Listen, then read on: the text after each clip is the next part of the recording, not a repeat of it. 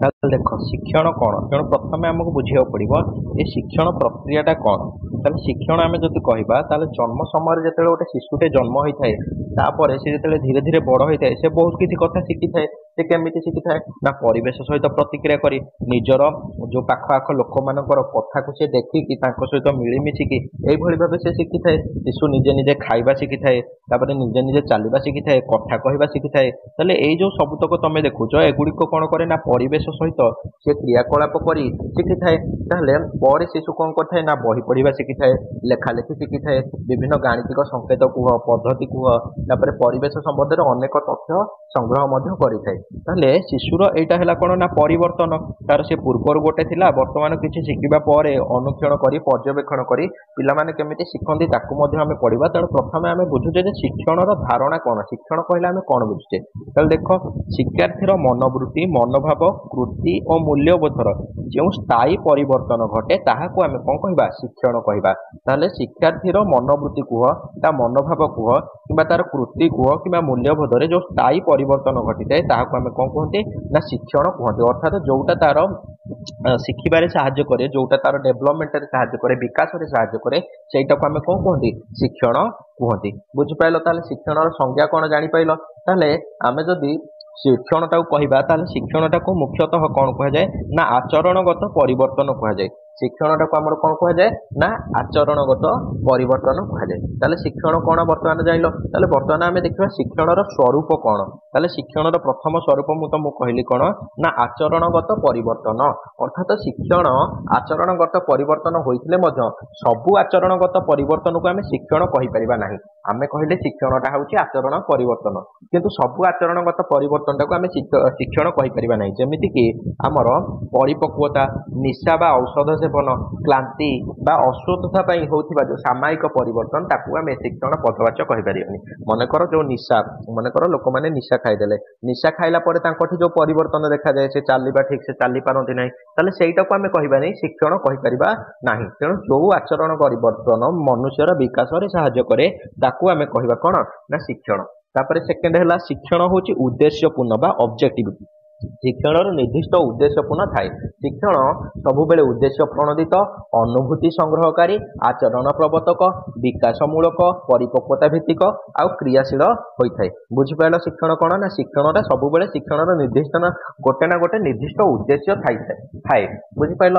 ଏହା ଅନେକ ପରିମାଣରେ ବଂଶଗୁଣ, ବୟସ, ପରିବେଶ, ମାନସିକ ପରିପକ୍ୱତା, ମାନସିକ ସ୍ୱାସ୍ଥ୍ୟ, ବୁଦ୍ଧି, ଏମାନେ ସାମାଜିକ ଭିତ୍ତିଭୂମି ଏଗୁଡିକ ଉପରେ ମଧ୍ୟ ନିର୍ଭର କରିଥାଏ। ଅର୍ଥାତ ଯୋଉ ଭଳିଆ ପରିବେଶ ତାକୁ ମିଳିବ ସେ ସେଇଭଳିଆ ଆମର କଣ କରେ ବ୍ୟବହାର କରିଥାଏ। କିନ୍ତୁ ଶିକ୍ଷଣର ଗୋଟେ ନିର୍ଦ୍ଦିଷ୍ଟ ଉଦ୍ଦେଶ୍ୟ ଥାଏ। ତାପରେ ଶିକ୍ଷଣ ହଉଛି ଗୋଟେ ଜୀବନ ବ୍ୟାପୀ ପ୍ରକ୍ରିୟା।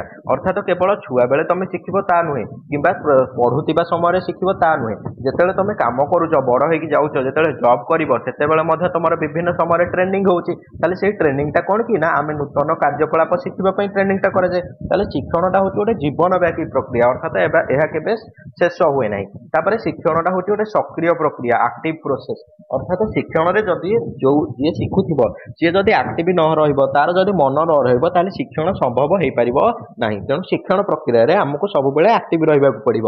ସେଥିପାଇଁ ଆମେ ଯେତେବେଳେ ଆମେ ଟିଚିଂରେ ଆମେ ଯିବା, ଆମେ ଯେତେବେଳେ ପଢେଇବା, ସେତେବେଳେ ପିଲାଙ୍କୁ ସବୁବେଳେ ଆମେ ଆକ୍ଟିଭ ରଖିବା ପାଇଁ ଚେଷ୍ଟା କରିବା।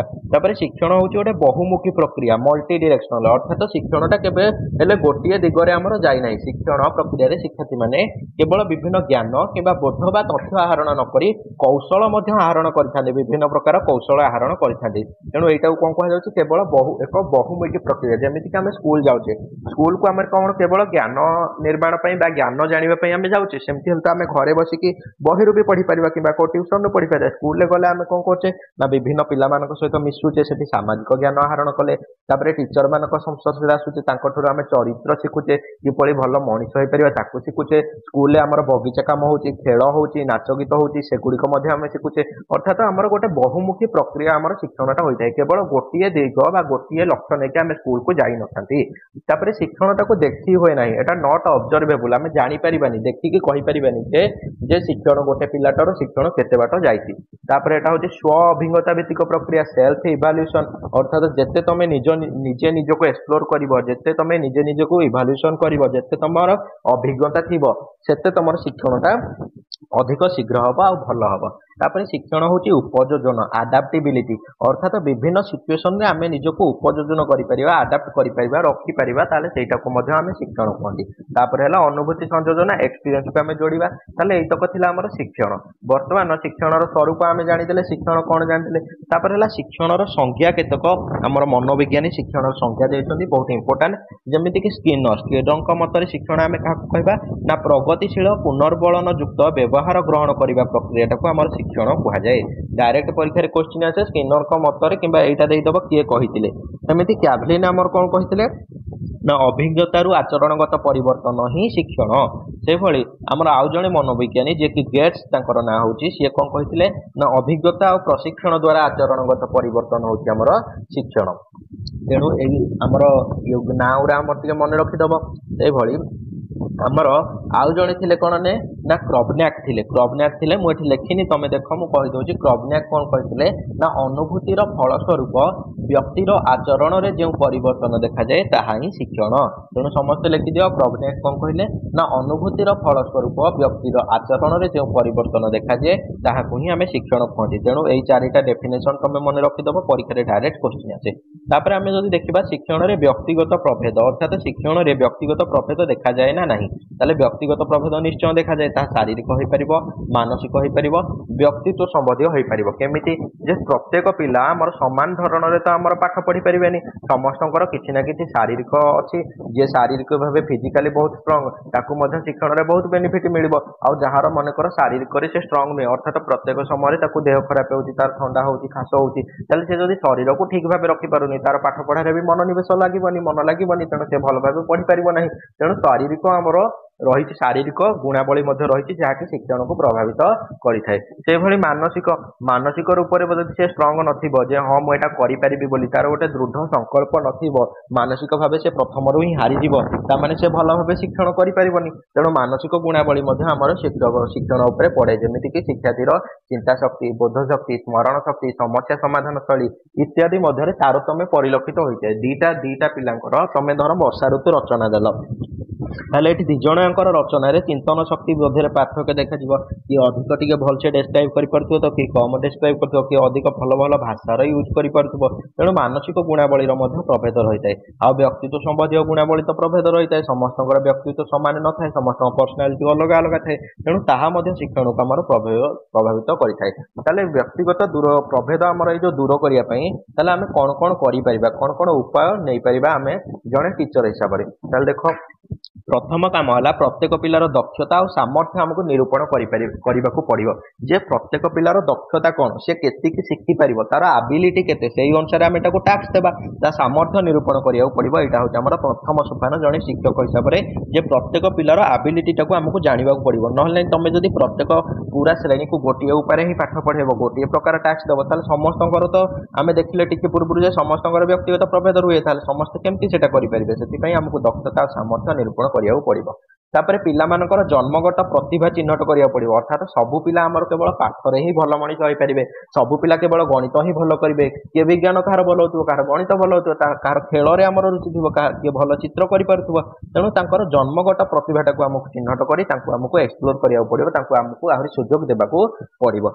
थर्ड है सुस्थ परिवेश सृष्टि करवा उपयुक्त शिक्षा व्यवस्था आम सृष्टि करवा एटा बहुत इंपोर्टेंट कारण परिवेश आमर शिक्षण उपर बहुत प्रभाव पकई थाए। जदि उपयुक्त परिवेश रहा सुस्थ परिवेश रहा तार जी दरकार शिक्षण से सामग्री सब उपलब्ध रहा ताले तार शिक्षणटा बहुत त्वरान्वित हम से बहुत भल भाव बहुत गुड़े शिखिपर से पाठ्य उपकरण यथेष सुविधा सुजोग आम देवा दक्ष तालीम प्राप्त शिक्षक देवाक पड़ो। गोटे पिलाटे मनकर खेल में से बहुत स्ट्रंग अच्छी तार जन्मगत प्रतिभा से खेल में भल रनिंग कर फुटबल खेला पारे किंतु आमर जब दक्ष तालीम प्राप्त शिक्षक नथिबे ताले से शिखिब केमती तेणु दक्ष तालीम प्राप्त शिक्षकों भी व्यवस्था करवा दरकार। नेक्स्ट देखो आमर आउ कौन पॉइंट आम कर सामाजिक परिवेश और अवहेलित पिलामानक स्वतंत्र सुविधा आमको करने पड़ो। तापर निजस्व बेगर शिखापी आम प्रेरणा देवा उचित शिखेबा उचित केवल आम कहीदेवा से शुणिदेवे ता नुहे निजस्व बेगर शिखापी आमको प्रेरणा करवा उचित सुजोग देवा उचित। तापर है पछुआ और मांदा पिला स्वतंत्र दृष्टि देवा उचित ना तुम समस्त क्लास को करदेव मनकर आसिक तुम पढ़ेदेल दुई तीन पिला आमर करदे तुम तापर नेक्स्ट चैप्टर पड़ेब ताले जो मैंने जानी पाइलेनी बुझी पाइलेनी जहाँकर शैलीटा टिके कौन ठीक माने बेसी स्पीड नहीं ताले सेमानक पई आबे जदि स्वतंत्र सुविधा न करिबा ताले सेमाने पढ़िबे केमती ताले सेमानक तो शिक्षण रे असुविधा हबो ताले आज आम यतक जाइले कौन जाइले प्रथमे प्रथमे आम जाइले शिक्षण कौन तापर आम तार स्वरूप देखिले तापर आम तार संज्ञा देखिले इंपोर्टाट संज्ञा तापर व्यक्तिगत प्रभेद जो पकाए आवश्यक अच्छी आमर से तापर आम देखिले व्यक्तिगत प्रभेद दूर करने कौन कौन व्यवस्था नहीं पारिबा नेक्स्ट देख प्रथम आम देखा पर्यवेक्षण माध्यम शिक्षण जोटा को आम ऑब्जर्वेशन थ्रू माने लर्निंग थ्रू ऑब्जर्वेशन आम कहती ताले जो पर्यवेक्षण माने कौन पर्यवेक्षण कहले कौन बुझुच ना तन्न तन्न करी परीक्षा करी धारणा सृष्टि करवाटा को आम पर्यवेक्षण कहती अर्थात गोटे वस्तु कि जिनस मनकर ये गोटे आम जिनस अच्छी ताले यही जो जिनस उपरे आम पूरा तन्न तन्न तार टेक्निक पूरा आम ताऊपर देखा पर्यवेक्षण करवा आमर पूरा प्रत्येक दर्शन करी माने निजे ही आम से जगार निजे पूरा देखा केवल टीवी नुहे प्रत्येक दर्शन कले ही आम कहीपर कौन पर्यवेक्षण पूरा टेक्निक ता विषय धारणा पाइबा ताऊपर आम पूरा कंसंट्रेशन बनै रखिकी तापर सबकि गवेषणा करिकी ता उपरे जो धारणा आमर सृष्टि हम सहीटा को आम कह पर्यवेक्षण अर्थात ये वस्तुटा कौन ये वस्तु कौन अच्छी ये वस्तुटा केमी तैयारी कौठू आसी ए सबकि देखा आउ निजे पूरा प्रत्यक्ष भाव देखा को ही आमर कौन कहती ना पर्यवेक्षण कहती तार जो पर्यवेक्षण माध्यम शिखिबार तत्व किए देते ना आल्बर्ट बांदुरा आ वाल्टर देते ये पर्यवेक्षण माध्यम तथ्य आमर किए देते ना आल्बर्ट बांदुरा आ वाल्टर देते पर्यवेक्षण अर्थ से माने कही जे पर्यवेक्षण अर्थ हूँ देखिक शिखा ताले ये जो पर्यवेक्षण रे आमर कौन ना आमर जो पांचटा जाक इंद्रिय जमीक श्रवण इंद्रिय दर्शनीय घ्राणेन्द्रिय स्पर्शेन्द्रिय द्वारा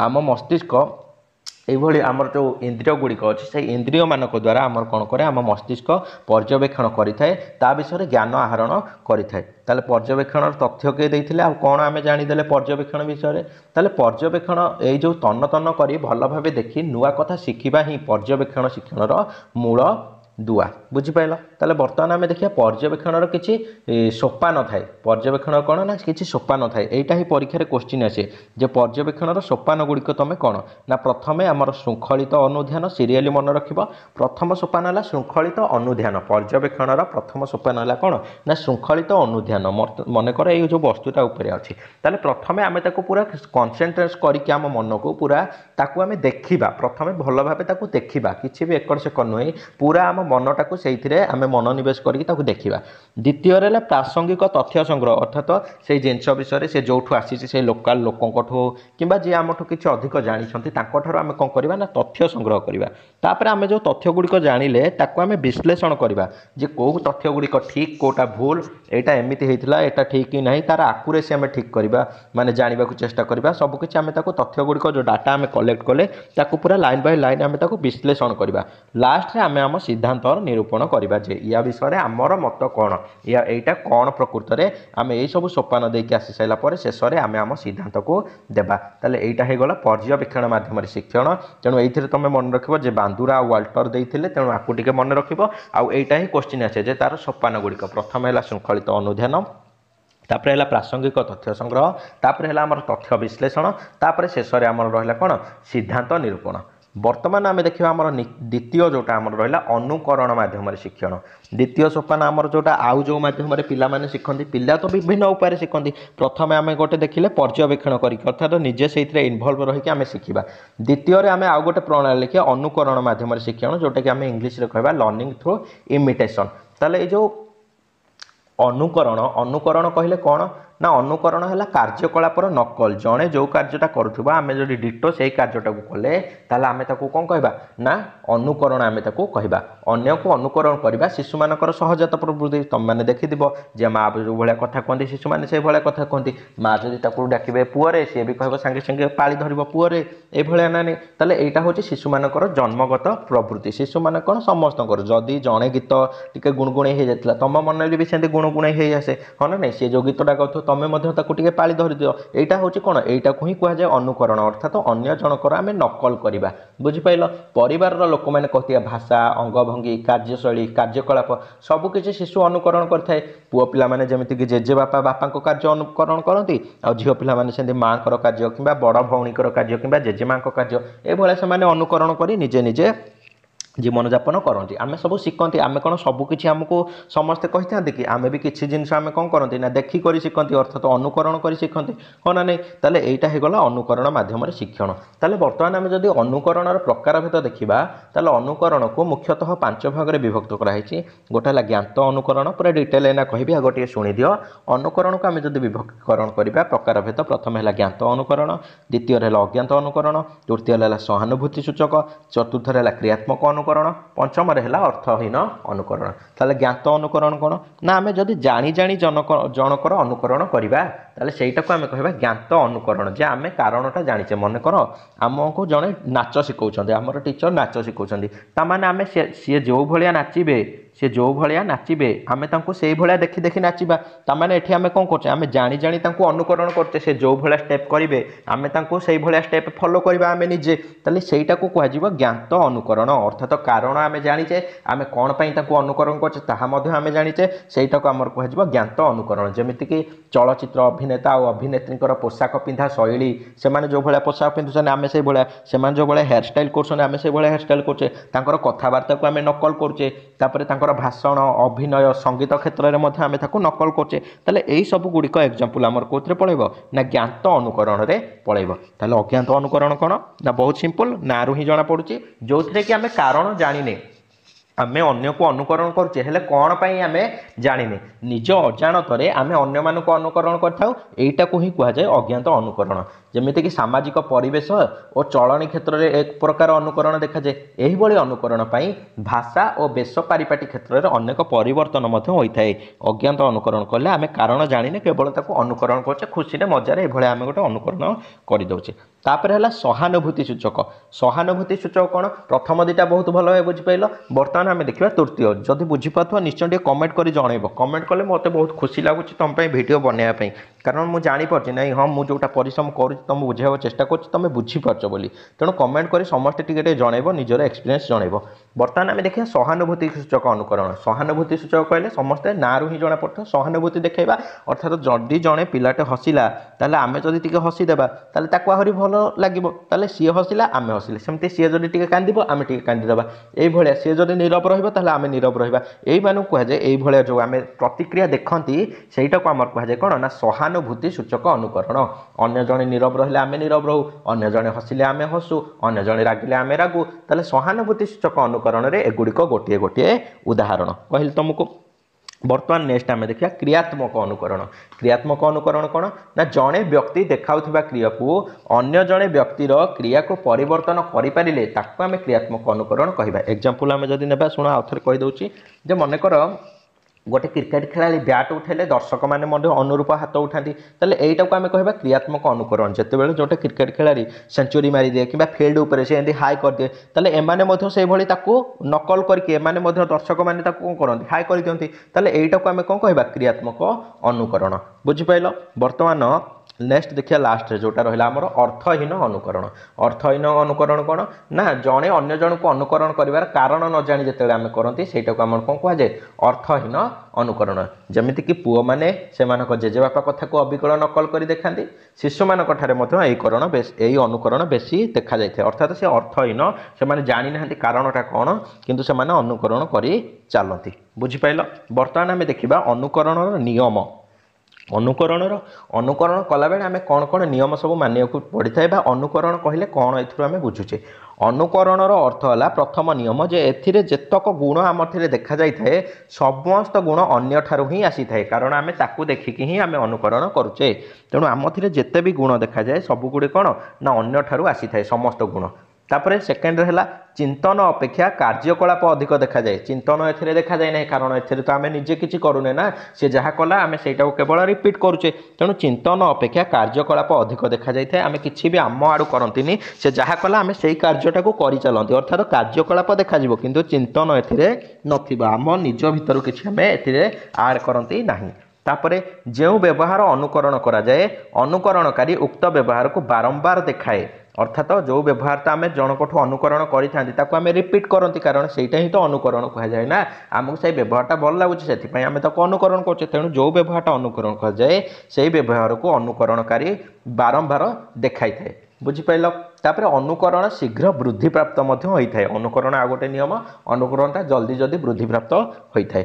बर्तमान आम देखा शिक्षण में अनुकरण प्रभाव कौन जे शिक्षा क्षेत्र में अनुकरण द्वारा पिला किपरि शिखि थाए ताहले तमें जिते भाषा शिक्षण कह गोटे भाषा को आमको शिखा हेले अन्य जन को अनुकरण ही करने पड़े। तुम मैंने छुआ दिने देखि जे पिला माने एबे भी तुम देखुव पिला माने किपरि शिखुंट ना आम जो कथाटा कहूचे से शुणुंट से रिपीट कर आम जोटा कहचे आम कहचे माँ से कहूँ माँ आम कहूचे बापा से कहूँ बापा ता माने कौन आम जोटा कहूचे से अनुकरण करुच्ची हाँ ना नहीं से पाली धरुच्ची पाली धरवा अर्थ ही तो अनुकरण ना आम जोटा कहूचे से नकल करुच्ची भाषा शिक्षण में बहुत बड़ योगदान दे थाए।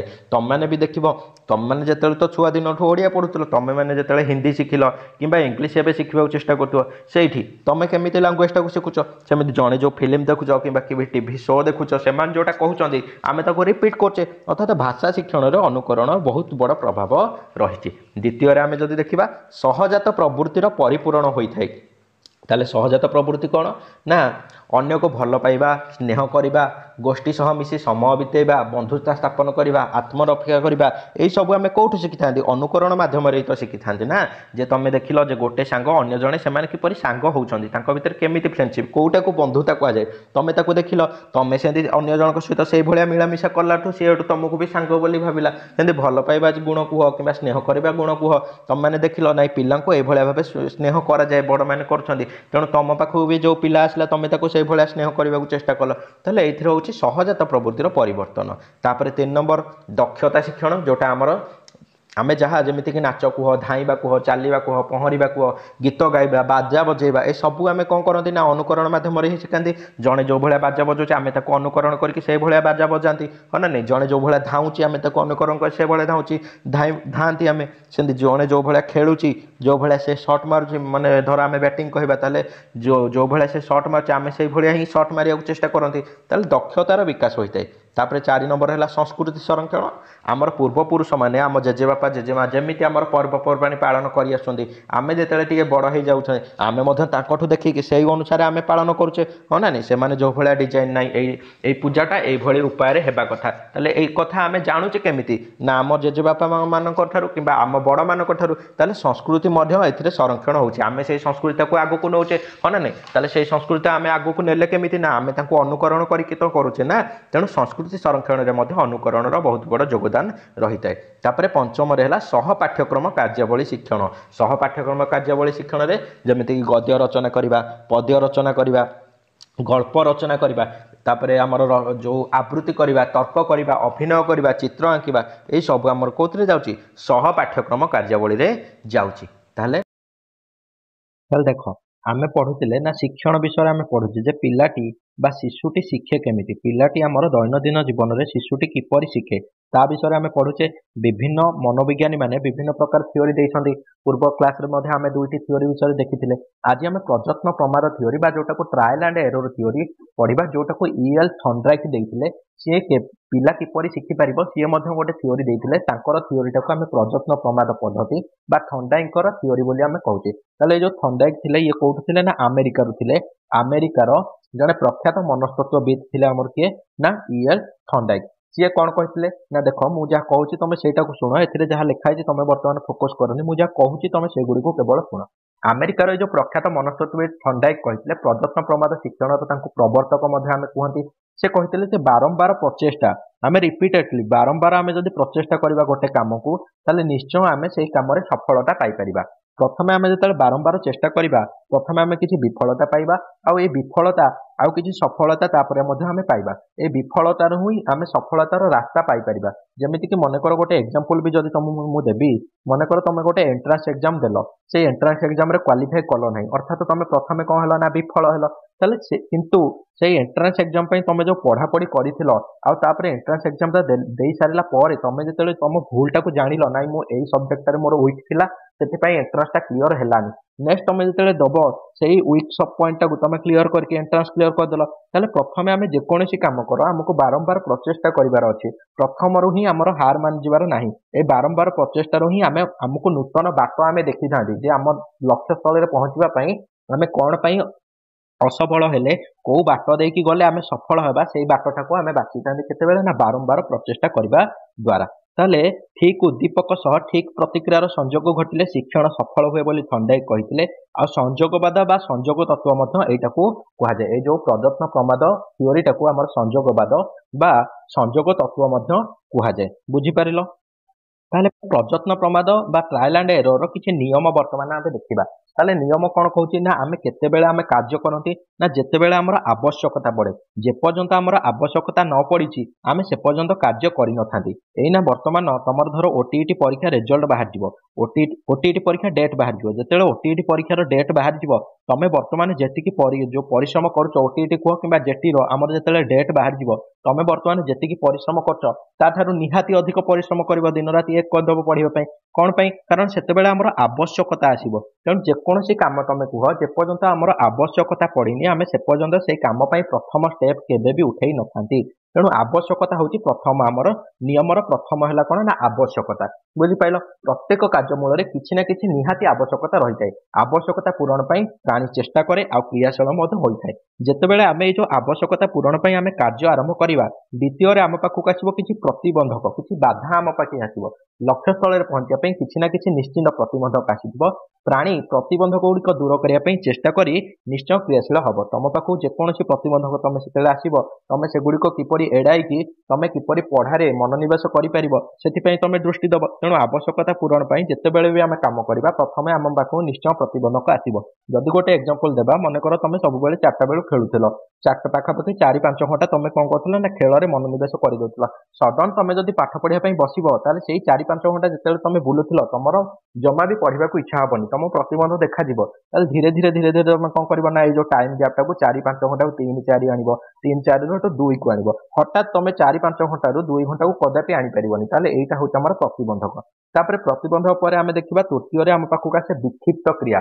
ଆମେ ଯୋଉ ଲକ୍ଷ୍ୟ ହାସଲ କ୍ଷେତ୍ରରେ ପ୍ରତିବନ୍ଧକ ଥିଲେ ଉକ୍ତ ପ୍ରତିବନ୍ଧକ ମାନେ ସେ ଯୋଉ ପ୍ରତିବନ୍ଧକଟା ଦୂର କରିବା ପାଇଁ ଆମେ ବିଭିନ୍ନ ପ୍ରକାର କାର୍ଯ୍ୟ କରିବା। ଯେମିତିକି ମନେକର ଏଇ ସେଇ ସେମ୍ ଏକ୍ସାମ୍ପଲ୍ ଦେବି, 4-5 ଘଣ୍ଟା ତମେ ଖେଳୁଥିଲ ତାକୁ ତମେ ଚାହୁଁଛ ଯେ ନାଇଁ ମୁଁ 2 ଘଣ୍ଟାକୁ ତାକୁ କନଭର୍ଟ କରିଦେବ, ଅର୍ଥାৎ 3 ଘଣ୍ଟା ମୁଁ ସେଥିରୁ ପଢ଼ିବା ବାହାର କରିବି। ତାହେଲେ ସଡନ୍ ତ ତମେ ପଢ଼ିଲେ ହବନି। ତାହେଲେ ତମେ ଫାଷ୍ଟ କ'ଣ କରିବ ବିଭିନ୍ନ ପ୍ରକାର କାର୍ଯ୍ୟ କରିବ।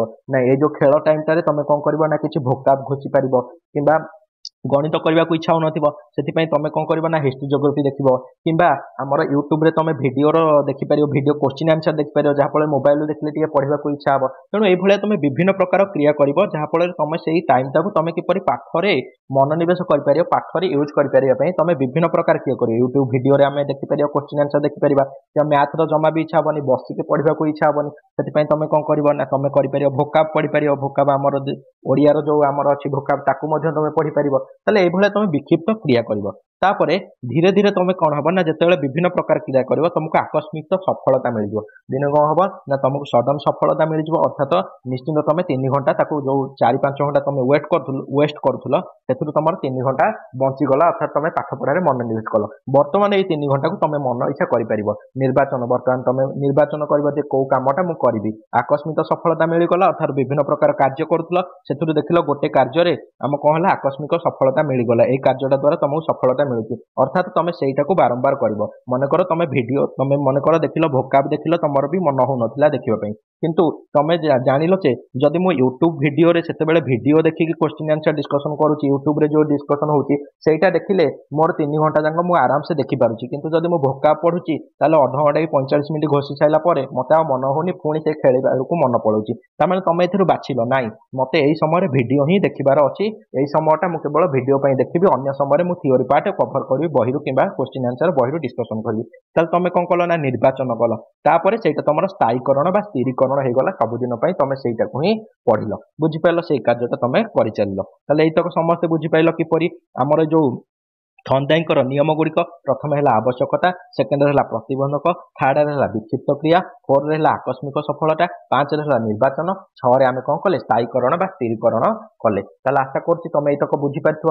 ଯଦି ତାକୁ ଆମେ ଚିତ୍ର ମାଧ୍ୟମରେ ଦେଖିବା ତାହେଲେ ଦେଖ ଚିତ୍ର ମାଧ୍ୟମରେ ପ୍ରଥମେ ହେଲା ଆମର ଷ୍ଟିମୁଲସ୍, ଆମେ ତା ପାଇଁ କ'ଣ କଲେ ନା ରେସ୍ପନ୍ସ ଦେଲେ। ପ୍ରଥମେ ବହୁତ ଗୁଡ଼ିଏ ରେସ୍ପନ୍ସ ଦେଲେ R1, R2, R3, ତାପରେ ସେଥିରୁ କିଛି ମାତ୍ରା ଆମେ କିଛିଟା आमे कहले नाई एई दुईटा हमर खराब काम जाउची एई दुईटा आमे बाछिदेले अर्थात मु एईटा नहले एईटा करबी ता भितरु आमे पुणी फाइनाल गोटे जो डिसिजन नेले से नाई मते एई कामटा ही करिवार अछि अर्थात सफलतार बाट प्रथमे आमे सफलता पाइबा एबे बहुत गुडे बाट खोजुथिले ए बाटरे गले हबो ए बाटरे को बाटरे जिवो जानि पारनथुल सेथुरु तमे देखिलो एई दुईटा तो मूलरु नुहे सेथुरु तमे कोन कलो ना चारिटा कि पांचटा बाट तम पाखकु आस्तला तम मनकु आस्तला सेथुरु तमे कहलो नाई हेई दुईटा तो कैंसिल हे जिवो आ दुईटा बाट रहला एई दुईटा भितर तमे फाइनाली जेतेबे आहुरी परिश्रम करिवो आहुरी तमे चेष्टा करिवो सेतेबे जानि पारिछ नाई एई बाटटारे गले ही मते सफलता मिलिबो एथिपई आमर थंडाई कि गोटे परीक्षा करथिले कोन परीक्षा करथिले देख थंडाई के जो नियम गुड़िक प्रतिपादन करिया पड़ू से गोटे परीक्षा करथिले से परीक्षा करथिले कोन ना एई भली गोटे गोलक धंदा रखि देथिले गोलक धंदा परे ता भितर कोन करथिले ना गोटे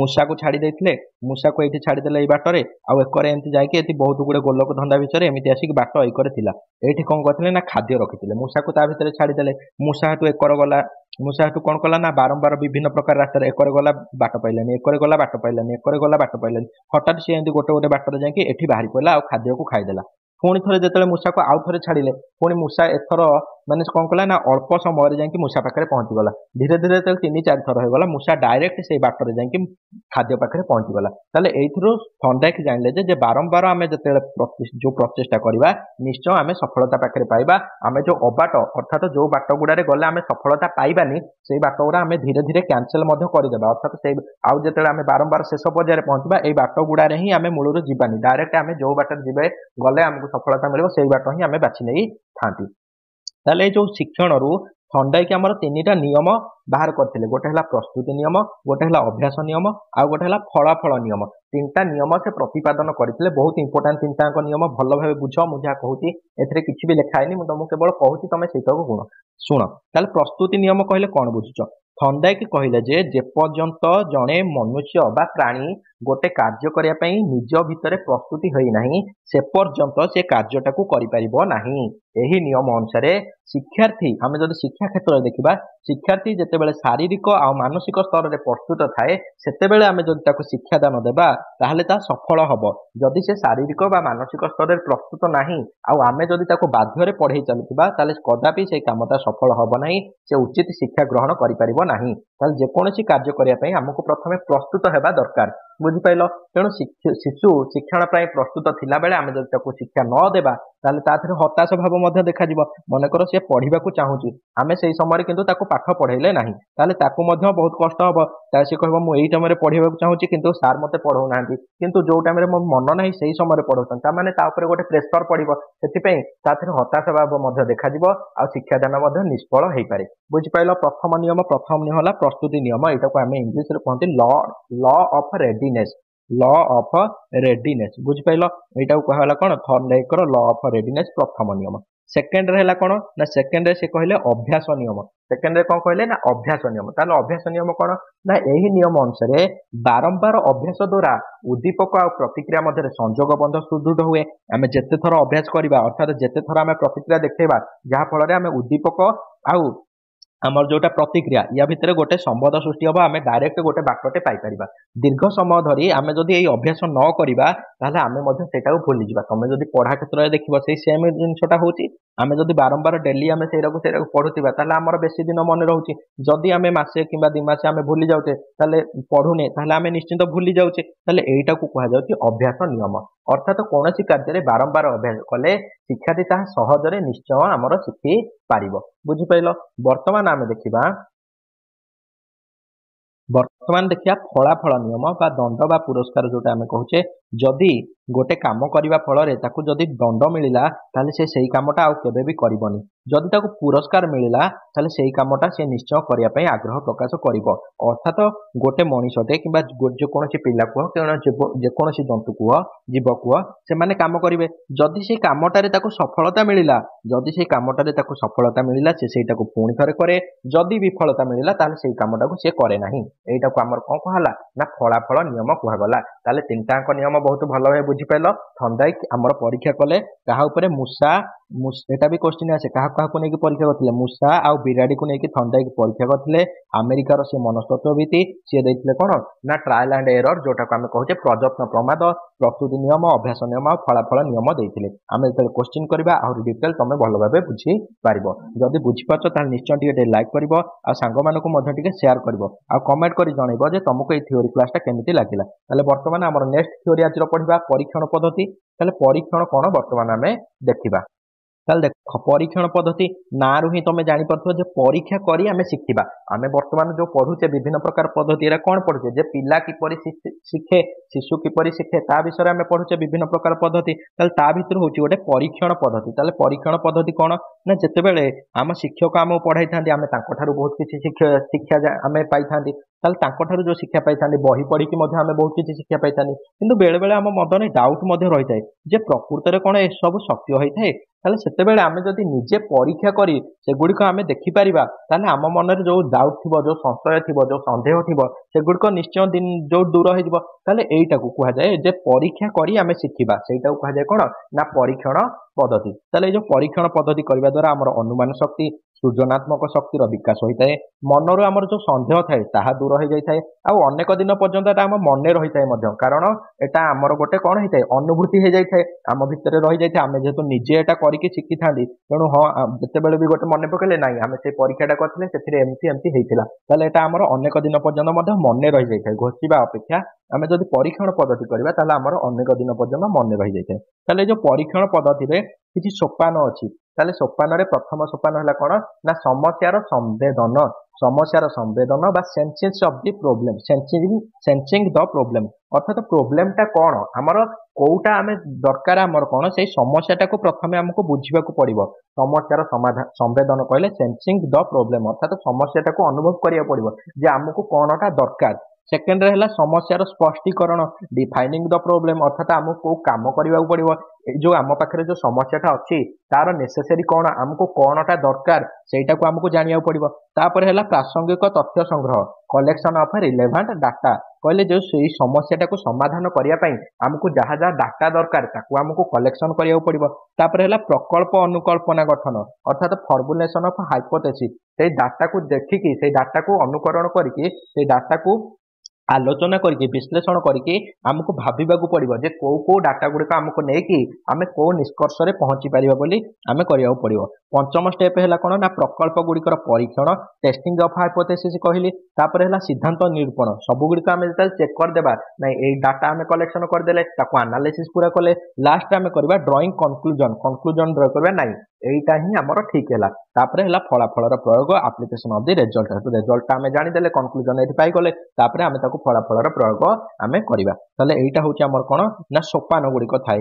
ଏଗୁଡିକ ମଧ୍ୟ କ୍ୱେଶ୍ଚିନ୍ ଆମର ପଳେଇ ଆସେ ସିକ୍ୱେନ୍ସରେ ସଜେଇବା ପାଇଁ ତେଣୁ ତମେ ମନେ ରଖିବ ଫାର୍ଷ୍ଟ ହେଲା ସମସ୍ୟାର ସମ୍ବେଦନ ସେକେଣ୍ଡ ସମସ୍ୟାର ସ୍ପଷ୍ଟୀକରଣ ଥାର୍ଡ ହେଲା ପ୍ରାସଙ୍ଗିକ ତଥ୍ୟ ସଂଗ୍ରହ ଫୋର୍ଥ ହେଲା ପ୍ରକଳ୍ପ ଅନୁକଳ୍ପନା ପାଞ୍ଚରେ ହେଲା ପ୍ରକଳ୍ପ ଗୁଡିକର ପରୀକ୍ଷଣ ଛଅରେ ହେଲା ସିଦ୍ଧାନ୍ତ ନିରୂପଣ ଆଉ ସାତରେ ହେଲା ଫଳାଫଳର ପ୍ରୟୋଗ। ବୁଝିପାରିଲ। ତାପରେ ଆମେ ନେକ୍ସଟ ପଢିବା ଅନୁଭୂତି ଜନିତ ଶିକ୍ଷଣ। ଅନୁଭୂତିରୁ ଆମ ମଣିଷ କିପରି ଶିଖିଥାଏ ତା ବିଷୟରେ ଆମେ ପଢିବା। ଅନୁଭୂତିରୁ ଶିଶୁ କିପରି ଶିଖିଥାଏ ତାକୁ ବର୍ତ୍ତମାନ ଆମେ ପଢିବା। ବହୁତ ଛୋଟ ଚାପ୍ଟରଟେ ଟିକେ ନାକୁ ଦେଖିଦେବା। ତାହେଲେ ପ୍ରଥମେ ହେଲା ପରିପକ୍ୱନ କହିଲେ ଆମେ ବୃଦ୍ଧି ହେବା। ତାହେଲେ ଗୁରୁ ବିନା ଆଉ ଶ୍ରେଣୀ ଗୃହ ଅଧ୍ୟୟନ ବିନା ମଧ୍ୟ ଶିଶୁ ନିଜର ଅନୁଭୂତି ଆଉ ନିରୀକ୍ଷଣ ଦ୍ୱାରା ଅନେକ କଥା ଶିଖିପାରେ। ବିନା ଗୁରୁରେ କିମ୍ବା ବିନା ଶ୍ରେଣୀ ଗୃହକୁ ଯାଇକି ମଧ୍ୟ ପିଲା ବହୁତ କିଛି ଶିଖିପାରନ୍ତି। ତମମାନେ ଦେଖିଥିବ ଯୋଉମାନେ ଗାଁରେ ପାଠ ପଢିନାହାନ୍ତି କିମ୍ବା ସେମାନେ କେବେ ସ୍କୁଲକୁ ଯାଇନାହାନ୍ତି ସେମାନେ ମଧ୍ୟ ଆଜି ଆଣ୍ଡ୍ରଏଡ ମୋବାଇଲ ଚଲେଇ ପାରୁଛନ୍ତି। କିପରି କାରଣ ତାଙ୍କର ଅନୁଭୂତିରୁ ଦେଖିକରି ଶିଖିବୁ। ସେମାନେ ତ ପଢି ଯାଇନାହାନ୍ତି ସେମାନଙ୍କୁ ଇଂଲିଶ କହିବ ଯଦି ସେ ପଢି ପାରିବେନି ତଥାପି ମୋବାଇଲର ସବୁ କାର୍ଯ୍ୟ ସେ କରିପାରୁଛନ୍ତି। କଲ୍ କରିବା ହଉ ହ୍ୱାଟ୍ସଆପ ଚଲେଇବା ହଉ ୟୁଟ୍ୟୁବରେ ସର୍ଚ୍ଚ କରିବା ହଉ ସବୁ କିଛି ସେ କରିପାରୁଛନ୍ତି। କିପରି ନା ଏଇ ପରିପକ୍ୱନ ଯୋଗୁଁ। ତାହେଲେ ପରିପକ୍ୱନ କଣ ନା ଶିଶୁର ବିକାଶ ସ୍ତରରେ ଯୋଉ ଡେଭଲପମେଣ୍ଟଟା ଶିଶୁର ବିକାଶ ସ୍ତରରେ ଯୋଉ ବଢିବା ବୃଦ୍ଧିଟାକୁ ଆମେ କଣ କୁହନ୍ତି ପରିପକ୍ୱନ କୁହନ୍ତି। ଏହି ପରିପକ୍ୱତା ବଳରେ ନାନା ଅନୁଭୂତି ଗ୍ରହଣ କରି ଶିଶୁ ଅନେକ ବିଷୟ ଶିକ୍ଷା କରିପାରେ ଯାହାଦ୍ୱାରା କି ସେଇ ଏକା ପାଠକୁ କିଏ ଅଳ୍ପ ବୟସରେ ଶିଖିପାରେ ତ କିଏ ବର୍ଷେ 2 ବର୍ଷ ବିଳମ୍ବରେ ଶିଖିଥାଏ କିନ୍ତୁ ସେ ନିଶ୍ଚୟ ଶିଖିଥାଏ କାରଣ ତା ପରିପକ୍ୱନ ଡେଭଲପମେଣ୍ଟ ହେଇଥାଏ ତାର ବିକାଶ ହୋଇଥାଏ ଯାହାଫଳରେ ସେ ଶିଶୁଟା ଶିଖିଥାଏ। ବୁଝିପାରିଲ। ବର୍ତ୍ତମାନ ଆମେ ଯଦି ଦେଖିବା ପରିବେଶ, ତାହେଲେ ପରିବେଶ ମଧ୍ୟ ଆମର ବହୁତ କିଛି ଶିଖାଏ। ପରିବେଶରୁ ଶିଶୁ ବହୁତ କିଛି ଶିଖିଥାଏ। ଭିନ୍ନ ଭିନ୍ନ ପରିବେଶ ଶିଶୁକୁ ନୂଆ ନୂଆ ଅନୁଭୂତି ପ୍ରଦାନ କରିଥାନ୍ତି। ଗୃହ ପରିବେଶ କୁହ, ବିଦ୍ୟାଳୟ ପରିବେଶ କୁହ, ଜନଗହଳି ସ୍ଥାନ, ହାଟ, ବଜାର, ମେଳା, ରେଳ ଷ୍ଟେସନ, ଯେକୌଣସି ତମେ କୁହ, ଡାକ୍ତରଖାନା କୁହ, ସଭା ସମିତି, ଯୋଉଠିକି ବି ଯିବ ଶିଶୁ ନୂତନ ନୂତନ ଅନୁଭୂତି ଗ୍ରହଣ କରିଥାଏ। ସେଇଥିରୁ ସେ ବହୁତ କିଛି ଶିଖିଥାଏ ଅନୁଭୂତିରୁ ଆଧାର କରିକି। ବୁଝିପାରିଲ? ବହି ପଢି ସମୁଦ୍ର ବିଷୟରେ ମଧ୍ୟ ଏକ ସ୍ଥୂଳ ଧାରଣା ପାଇବା କଦାପି ସମ୍ଭବ ନୁହେଁ। କିନ୍ତୁ ଯଦି ସେ ସମୁଦ୍ରକୁ ଯାଇକି ଦେଖିବ, ତାହେଲେ ସେ ତା ମନରେ ଯେତକ ସଂଶୟ ଥିବ ସବୁ ଦୂର ହେଇଯିବ। ନାଇଁ, ସତରେ ସମୁଦ୍ରଟା ଏତେ ବଡ, ସମୁଦ୍ରରେ ଏଇଭଳିଆ ଲହରୀ ଆସେ, ସମୁଦ୍ରରେ ଏଇଭଳିଆ ଜୁଆର ଆସେ। ସେ ଯେତେବେଳେ ଅନୁଭବରୁ ଶିଖିବ, ସେତେବେଳେ ତାର ସବୁଦିନ ପାଇଁ ମନେ ରହିବ। ତାହେଲେ ପରିବେଶରୁ ମଧ୍ୟ ଶିଶୁ ସବୁ କିଛି ବହୁତ କିଛି ଜିନିଷ ଶିଖିଥାଏ। ଆମର ନେକ୍ସଟ ରହିଲା ପରିଭ୍ରମଣ। ପରିଭ୍ରମଣ କଣ? ଆମେ ବିଭିନ୍ନ ଜାଗାକୁ ଯାଇକି ବୁଲିକି ନିଜେ ସେଇ ଜାଗାକୁ ଯାଇକି ଆମେ ଯେତେବେଳେ ଦେଖିବା, ତାହେଲେ ସେଇଟାକୁ ଆମର କୁହାଯାଏ ପରିଭ୍ରମଣ। ପରିଭ୍ରମଣରୁ ମଧ୍ୟ ଶିଶୁ ବହୁତ କିଛି ଶିଖିଥାଏ। ମନେକର ଆମେ ତାକୁ ନେବା ମ୍ୟୁଜିୟମକୁ ନେବା, ତାହେଲେ ମ୍ୟୁଜିୟମରେ ସେ ବିଭିନ୍ନ ପ୍ରକାର ଦେଖିବ। ସାଇନ୍ସ ମ୍ୟୁଜିୟମକୁ ନେବା, ତାହେଲେ ସାଇନ୍ସର ବିଭିନ୍ନ ପରୀକ୍ଷା ଗୁଡ଼ିକ ସେ ନିଜେ ଦେଖିପାରିବ, ନିଜ ଆଖି ଆଗରେ ଦେଖିପାରିବ, ସେଇଠି କରାଯାଉଥିବ ସେ ଦେଖିପାରିବ। ତାହେଲେ ଏହା ଦ୍ୱାରା କଣ ହବ ନା, ପରିଭ୍ରମଣ ସେ କଲା, ବୁଲାବୁଲି ହେଇଗଲା, ପାଠରୁ ଟିକେ ବିରକ୍ତ ପାଇଲା, ତା ସହିତ ସେଥିରେ ମଧ୍ୟ ସିଏ କିଛି ଶିଖିପାରିଲା। ସେମିତି ପରିଭ୍ରମଣରେ ମଧ୍ୟ ପାର୍କ କୁହ, ମ୍ୟୁଜିୟମ କୁହ, ରେଡିଓ ଷ୍ଟେସନ କୁହ, ଦୂରଦର୍ଶନ କେନ୍ଦ୍ର ଯାଇକି ଦେଖିପାରିବ ଯେ କିପରି ଲୋକମାନେ କାର୍ଯ୍ୟ କରୁଛନ୍ତି ସେଠି। ତାପରେ ରେଲୱେ ଷ୍ଟେସନ, ପୋଷ୍ଟ ଅଫିସରେ ଲୋକମାନେ କିପରି କାର୍ଯ୍ୟ କରୁଛନ୍ତି, କିପରି ଚିଠି ଆସୁଛି, ସେ ତାକୁ ପଢି ବୁକ୍ରୁ ପଢିବା, ବହିରୁ ପଢିବା ଅପେକ୍ଷା ପରିଭ୍ରମଣ କରିକି ବହୁତ କିଛି ଶିଖିପାରିବ। ତାପରେ ହେଲା ଚରିତ୍ର ଅଭିନୟ, ଅର୍ଥାତ ନିଜେ ସେଇ ଚରିତ୍ରରେ ସେ ଆକ୍ଟିଂ କରିବ। ଆକ୍ଟିଂ କରିବା ଦ୍ୱାରା ମଧ୍ୟ ବହୁତ କିଛି ଶିକ୍ଷା ଯାଇପାରେ। ନିଜେ ଯେତେବେଳେ ସେ ସେଇ ଚରିତ୍ର ଉପରେ ଆକ୍ଟିଂ କରିବ, ସେ ଚରିତ୍ର ବିଷୟରେ ସେ ଜାଣିବାକୁ ଚେଷ୍ଟା କରିବ, ସେ ଚରିତ୍ର ଭିତରେ ନିଜକୁ ଖୋଜିବାକୁ ଚେଷ୍ଟା କରିବ, ସେ ଚରିତ୍ର ଭିତରେ ଅଧିକ ଜାଣିବା ପାଇଁ ସେ ବିଭିନ୍ନ ପ୍ରକାର ବହି ରିଡିଂ କରିବ, କିମ୍ବା ୟୁଟ୍ୟୁବରେ ଭିଡିଓ ଦେଖିପାରିବ, ବିଭିନ୍ନ ଡାଟା କଲେକ୍ସନ କରିବ, ଯାହାଫଳରେ ତାର ଡେଭଲପମେଣ୍ଟ ହବ, ବ୍ରେନ୍ ଡେଭଲପମେଣ୍ଟ ହବ। ଆଉ ଚରିତ୍ର ଅଭିନୟ କରିବା ଦ୍ୱାରା ତାର ସ୍କିଲରେ ମଧ୍ୟ ଡେଭଲପ ହବ, ପର୍ସନାଲ ସ୍କିଲରେ ମଧ୍ୟ ଡେଭଲପମେଣ୍ଟ ହେଇପାରିବ। ବୁଝିପାରିଲ? ବିଭିନ୍ନ ପ୍ରକାର ଚରିତ୍ର ଅଭିନୟ କରିବା ପାଇଁ ଆମେ ତାକୁ ସୁଯୋଗ ଦେବା ଦରକାର। ଯଦି ଆମେ ତାକୁ ସୁଯୋଗ ନ ଦେବା, ତାହେଲେ ସେଇ ଚରିତ୍ର ଅଭିନୟ କରିବାକୁ କେମିତି ଜାଣିବ? ତାହେଲେ କୃଷକ କୁହ, ଶ୍ରମିକ କୁହ, ଶିକ୍ଷକ କୁହ, କାରିଗର, ବିଧାୟକ, ମନ୍ତ୍ରୀ, ସୈନିକ, ପୋଲିସ, ଡାକ୍ତର, ଶିଳ୍ପୀ, ଯେକୌଣସି ଆମେ ତାକୁ ଚରିତ୍ର ଦେଇକି ଶିଶୁକୁ ଆମକୁ ଏନହାନ୍ସ କରିବାର ଅଛି। ଆମକୁ ଶିଶୁକୁ ସୁଯୋଗ ଦେବାର ଅଛି ଯେ ସିଏ କିପରି ଚରିତ୍ର ଅଭିନୟ ଦ୍ୱାରା ଶିଖିପାରିବ। ତାକୁ ଆମେ କହିବା ଉଚିତ। 2 ଜଣ କି 3 ଜଣ ଶିଶୁକୁ ଆମେ ନେଇଗଲେ, ଗୋଟେ ଦିନେ ଆମେ କଣ କଲେ ନା, ଗୋଟେ ନାଟକ ତିଆରି କରିଦେଲେ। ଶ୍ରମିକ ଜଣେ, ତାପରେ ପୋଲିସ ଜଣେ, ମନ୍ତ୍ରୀ ଜଣେ, ଏଇଭଳିଆ ତାଙ୍କ ଭିତରେ ଗୋଟେ ଡିସ୍କସନ ଆମେ ଗୋଟେ ଲେଖିକି ଶିଶୁମାନଙ୍କୁ କହିବା, ଏଇଭଳି ତମେ ଆକ୍ଟିଂ କର। ଆଉ ଏଇଭଳିଆ ପୋଲିସ ମାନେ ଏଇଭଳିଆ ଆକ୍ଟିଂ କରନ୍ତି, ପୋଲିସ ମାନଙ୍କର ଡ୍ୟୁଟି ହେଲା ଏଇଭଳିଆ, ତେଣୁ ପିଲାମାନେ ତା ବିଷୟରେ ଜାଣିପାରିବେ। ତାହେଲେ ଅନୁଭୂତି ଦ୍ୱାରା ବି ମଧ୍ୟ ପିଲା ବହୁତ କିଛି ଶିଖିପାରନ୍ତି। ପରିପକ୍ୱନ କୁହ, ପରିବେଶ କୁହ, ପରିଭ୍ରମଣ କୁହ, କିମ୍ବା ଚରିତ୍ର ଅଭିନୟରୁ କୁହ। ତାହେଲେ ଆଜି ଆମେ 3ଟା ଥିଓରି ବିଷୟରେ ପଢିଥିଲେ। ଗୋଟେ ହେଲା ଆମେ ଟ୍ରାଏଲ ଆଣ୍ଡ ଏରର ପଢିଲେ, ସେକେଣ୍ଡରେ ଆମେ ପରୀକ୍ଷଣ ପଦ୍ଧତି, ଥାର୍ଡରେ ହେଲା ଆମେ ଅନୁଭୂତି ଜନିତ ଶିକ୍ଷଣ ବିଷୟରେ ପଢିଲେ। ନେକ୍ସଟ ଆମେ ଦେଖ, ମୁଁ ଯାହା କହୁଛି ତମେ ସେଇଟାକୁ କେବଳ ଶୁଣ। ଶିକ୍ଷାର୍ଥୀମାନେ ଆମେ ଜାଣିଛେ ଯେ ସେମାନଙ୍କ ସ୍ୱାଭାବିକ ସାମର୍ଥ୍ୟକୁ ସୁସଂଗତି କରି ନିଜର ଜ୍ଞାନକୁ ପରିବର୍ତ୍ତନ କରନ୍ତି। ତାଙ୍କର ଯେତିକି ସାମର୍ଥ୍ୟ ଅଛି ଆଉ ନୂତନ ଜ୍ଞାନକୁ ସେ ଆଡ୍ କରିକି ସେତିକିରେ ସେମାନେ ତାଙ୍କର ଜ୍ଞାନକୁ ପରିବର୍ତ୍ତିତ କରିଥାନ୍ତି। ତା ଛଡ଼ା ତାଙ୍କର ଚାରିପାଖର ଭୌତିକ, ସାମାଜିକ, ଆମେ ପୂର୍ବ କ୍ଲାସରେ ପଢିଥିଲେ ଅନୁଭୂତି ମାଧ୍ୟମରେ ଶିକ୍ଷଣ, ପରିପକ୍ୱନ ହେବା ଦ୍ୱାରା କିପରି ଶିକ୍ଷଣ ପ୍ରଭାବିତ ହେଉଛି, ସମାଜ କିପରି ପ୍ରଭାବିତ କରୁଛି, ପରିବେଶ କିପରି ପ୍ରଭାବିତ କରୁଛି, ତାକୁ ଆମେ ଦେଖିଥିଲେ। ତାହେଲେ ଆଜି ଆମେ କଣ କରିବା ନା, ଅର୍ଥ ପ୍ରସ୍ତୁତି ଭାବେ ଶିକ୍ଷଣ ବିଷୟରେ ଆଲୋଚନା କରିବା। ତାହେଲେ ଏଇଠି ସେ 2ଟା ଏକ୍ଜାମ୍ପଲ ଆମକୁ ଦେଇଛି। ସେ କଣ କହିଛନ୍ତି ନା, 2 ଜଣ ଶିକ୍ଷକ ଅଛନ୍ତି। ପ୍ରଥମେ ଶିକ୍ଷକ କଣ କଲେ ନା, ପିଲାମାନଙ୍କୁ କହିଲେ ତମେ ଗୋଟେ ଗୋଲାପ ଫୁଲ ଆଉ ଗୋଟେ ମନ୍ଦାର ଫୁଲ ଆଣ, ତା ଭିତରେ ଅବଜର୍ଭ କର ତମେ ମାନେ କଣ ଦେଖୁଛ। ତାହେଲେ ପିଲାମାନେ ଅବଜର୍ଭ କଲେ ଯେ ମନ୍ଦାର ଫୁଲ 5 ପାଖୁଡା ବିଶିଷ୍ଟ, ଆଉ କେତେକ ମନ୍ଦାର ଫୁଲ ଅନେକ ପାଖୁଡା ମଧ୍ୟ ଅଛି, ଆଉ ଗୋଲାପ ଫୁଲର ବହୁତ ପାଖୁଡା ଅଛି।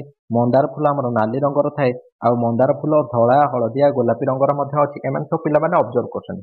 ଗୋଲାପ ଫୁଲ ସେମିତି ଧଳା, ହଳଦିଆ, ଗୋଲାପୀ, କମଳା ରଙ୍ଗର ଅଛି। ଉଭୟ ଫୁଲର ବୃତ୍ତି ଆଉ ଡେମ୍ଫ ମଧ୍ୟ ଅଛି। ମନ୍ଦାର ଫୁଲର କେଶର ଥାଏ, କିନ୍ତୁ ଗୋଲାପ ଫୁଲର କେଶର ନଥାଏ। ଏଇଭଳି ପିଲାମାନେ ଆମର କଲେ। ତାହେଲେ ଏଠି କଣ କଲେ ନା, ଶିକ୍ଷକ ଦେଖ କଣ କଲେ ନା, ଶିକ୍ଷଣ ପରିବେଶ ସୃଷ୍ଟି କଲେ। ଆଉ ଶିକ୍ଷକଙ୍କର କାର୍ଯ୍ୟ ଦେଖ କଣ ହଉଛି। ଅର୍ଥ ପ୍ରସ୍ତୁତି ଶିକ୍ଷଣରେ ଦେଖ ଶିକ୍ଷକଙ୍କ କାର୍ଯ୍ୟ ହେଲା କଣ ନା, ଶିକ୍ଷଣ ପରିବେଶ ସୃଷ୍ଟି କରିବା। କାର୍ଯ୍ୟ ବିଷୟରେ ସୂଚନା ଦେଲେ, ପିଲାମାନଙ୍କୁ କହିଲେ ଯେ ତମେ ଆଣ ଏଇ କାର୍ଯ୍ୟ ଗୁଡିକ ତମେ ଏଥିରେ କରିବ। ପିଲାମାନଙ୍କୁ ଶିକ୍ଷଣ ସାମଗ୍ରୀ ମଧ୍ୟ ଯୋଗାଇ ଦେଲେ, ମନ୍ଦାର ଫୁଲ ଦେଲେ, ଗୋଲାପ ଫୁଲ ଦେଲେ। ପିଲାମାନଙ୍କ ସାହାଯ୍ୟରେ ବିଷୟବସ୍ତୁର ସଂକ୍ଷେପଣ ମଧ୍ୟ କଲେ। ଶେଷରେ କଣ କଲେ ନା, ପିଲାମାନେ ଯୋଉଟା ସବୁ କହିଥିଲେ ତାକୁ ନେଇକି ଶେଷରେ ଶିକ୍ଷକ କଣ କରିବେ ନା, ସଂକ୍ଷେପଣ କରିବେ, ଅର୍ଥାତ କନକ୍ଲୁଜନରେ ତାଙ୍କର ତଥ୍ୟରୁ ପଢିବେ। ପିଲାମାନେ ଏଇରା ସବୁ ତଥ୍ୟ ଦେଇଥିଲେ, ତାଙ୍କ ଭିତରେ ଶିକ୍ଷକ କଣ କରିବେ ନା, ତାଙ୍କୁ ସଂକ୍ଷେପଣ କରିବେ। ଶିକ୍ଷାର୍ଥୀଙ୍କର କାମ ହେଲା କଣ ନା, ନିଜ ଅଭିଜ୍ଞତାର ମନ୍ଦାର ଫୁଲ ଆଉ ଗୋଲାପ ଫୁଲ ବିଷୟରେ ତଥ୍ୟ ଉପସ୍ଥାପନା କଲେ। ମନ୍ଦାର ଫୁଲ ଆଉ ଗୋଲାପ ଫୁଲ ପର୍ଯ୍ୟବେକ୍ଷଣ କରି ନୂତନ ତଥ୍ୟ ସଂଗ୍ରହ କଲେ, ଆଉ ପୂର୍ବ ତଥ୍ୟ ସହିତ ନୂତନ ତଥ୍ୟ ତୁଳନା କରି ସିଦ୍ଧାନ୍ତରେ ମଧ୍ୟ ଉପନୀତ ହେଲେ। ହେଲେ ଏଠି ଦେଖ ପିଲାମାନଙ୍କର ଶିଖିବା ପ୍ରଣାଳୀଟା କେମିତି ଥିଲା। ତାହେଲେ ଅର୍ଥ ପ୍ରସ୍ତୁତି ଭାବରେ ଶିଖିବାର ପ୍ରଣାଳୀ କଣ କଣ ଏଇଠି ତମେ ପାଇପାରିବ। प्रथम है पिलामानक आगे प्रासंगिक समस्या उपस्थापन करिबो तापर पिलामाने समस्याटाକୁ बुझिले पिलामानकर किछि अभिज्ञता थिला सेही समस्या समाधान ପାଇଁ କିଛି पर्यवेक्षण से कले परीक्षण कले नूतन अभिज्ञता पाइले शेषରେ पूर्व अभिज्ञता को नूतन अभिज्ञता को जोड़ी सिद्धांत रे परिणत हेले ताले जो अर्थ प्रस्तुति शिक्षण रे आमे किछि गुरुत्व देइथांदी ताले एई अर्थ प्रस्तुति ପାଇଁ देखो देखो एई अर्थ प्रस्तुति शिक्षण तत्व बा ज्ञान संरचना तत्वर प्रथम दार्शनिक के होतनी नांदी मन रखियो जियांबास्टिको भिको जियांबास्टिको भिको करथिले जे कि 1910 मसीह से कौन कही एटा भी हम डायरेक्ट क्वेश्चन मध्य पळै आसे से कही जे जड़े किसी जानिबो जेतेबेले से याकु व्याख्या करिवो जड़े किसी जानिबो जेतेबेले से याकु व्याख्या करिवो one can only know something if one can explain it अर्थात जड़े गोटे जिनस विषय तुम से नुआ नुआ कथा जापर जितेबाला तुम ताको एक्सप्लेन करने चेष्टा कर व्याख्या करने चेष्टा कर विषय अधिक जानापी तन तन परीक्षा कर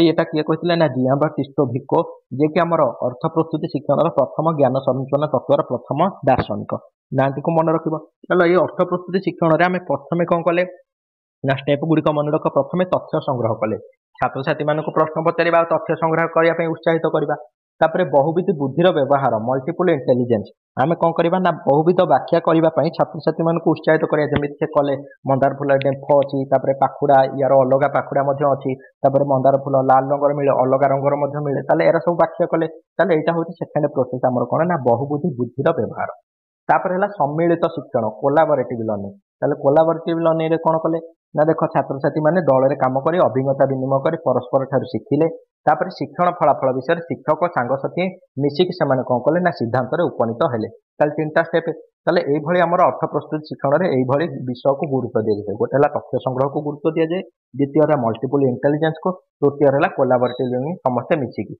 ताले अर्थ प्रस्तुतिर प्रकृत सोपान आम जदि देखा ताले फास्ट आम कौन करवा ना निजुक्ति करवा पिलामानकु एंगेजमेंट फास्ट आम कौन करवा एंगेजमेंट छात्र छात्री मानक विभिन्न कार्य संपुक्त हो यार वैशिष्ट्य गुड़िक पर्यवेक्षण करती अतीत अनुभूति को सह नुआ जोड़ती प्रश्न पचारि समस्यार संज्ञा निरूपण करती यहाँ है निजुक्ति बा एंगेजमेंट आम समस्या एंगेज करवा सेकेंड है एक्सप्लोरेशन अर्थात तन्न तन्न परीक्षा करवा यही सोपान छात्र मैंने कौन करेंगे ना समस्या सहित सीधा सड़क संपृक्त हुए समस्या समाधान पर उपयुक्त संबल चयन करती दल में आलोचना करती प्रथम है कौन ना एंगेजमेंट सेकेंड है कौन ना एक्सप्लोरेशन अर्थात एंगेजमेंट फास्ट कार्य नियोजित हेबे कौन समस्या को बुझे सेकेंड परीक्षा करेंगे तन्न तन्न परीक्षा करेंगे थर्ड है वर्णना एक्सप्लानेशन थर्ड मन रख इंग्लीश गुड़िक इंग्लीश सहज हम एंगेजमेंट एक्सप्लोरेशन एक्सप्लानेशन बुझिपाल वर्णना करेंगे यही पर्यायर शिक्षार्थी माने शिक्षक सांगसाथी आ निज मन में उठिया प्रश्न गुड़िक संपृक्त हुंती याद्वारा सेमानक मध्य अमृत धारणा गुड़िक एकाठी करवा शिखती यार फलाफल को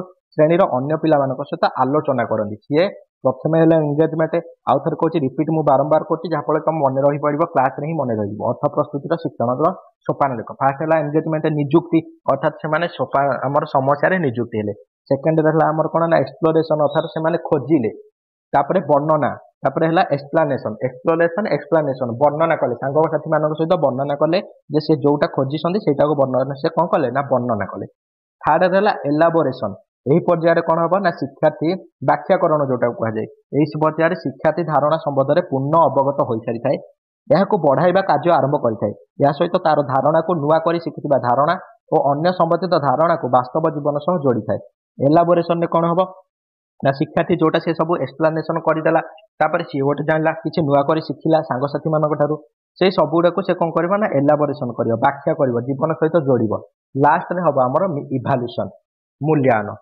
मूल्यांकन माध्यम पिलाटी निर्धारित धारक बुझी आहरण कर शिखिना शिक्षक जापारती यही मूल्यांकन प्रश्न पर्यवेक्षण आलोचना न्यस्त कार्य अन्य कार्य साहाय्य नियंती ताले देख 5टा आमर रहा फास्ट है कौन एंगेज सेकेंड है आमर कौन ना एक्सप्लोरेशन थर्ड है आमर कौन एक्सप्लानेशन फोर है एलाबोरेशन व्याख्याकरण 5 है आमर इभाल्यूशन 5E ये अर्थ प्रस्तुति आमर टोटाल केतरा रहा 5E फास्ट है कौन एंगेजमेंट निजुक्ति सेकेंड है कौन ना एक्सप्लोरेशन कहले तन्न तन्न परीक्षा थर्ड है एक्सप्लानेशन कहले आमर वर्णना करवा फोर है आमर एलाबोरेशन कहले व्याख्याकरण 5 है आमर इभाल्यूशन कहले मूल्यांकन बुझिपाइल 5टा स्टेप ताले जो अर्थ प्रस्तुति आमर शिक्षकों भूमिका कौन एथिपाई आगर यागर जड़े दार्शनिक से 1991 मसीह से कहते यागर से कौन कहते शिक्षकों भूमिका कौन ना से कहते शिक्षक होती ପିଲାମାନଙ୍କ ପାଇଁ ଯେତକ ସମ୍ବଳ ମିଳୁଛି ତା ମଧ୍ୟରେ ସିଏ ଏକ ସମ୍ବଳ ଅଟନ୍ତି।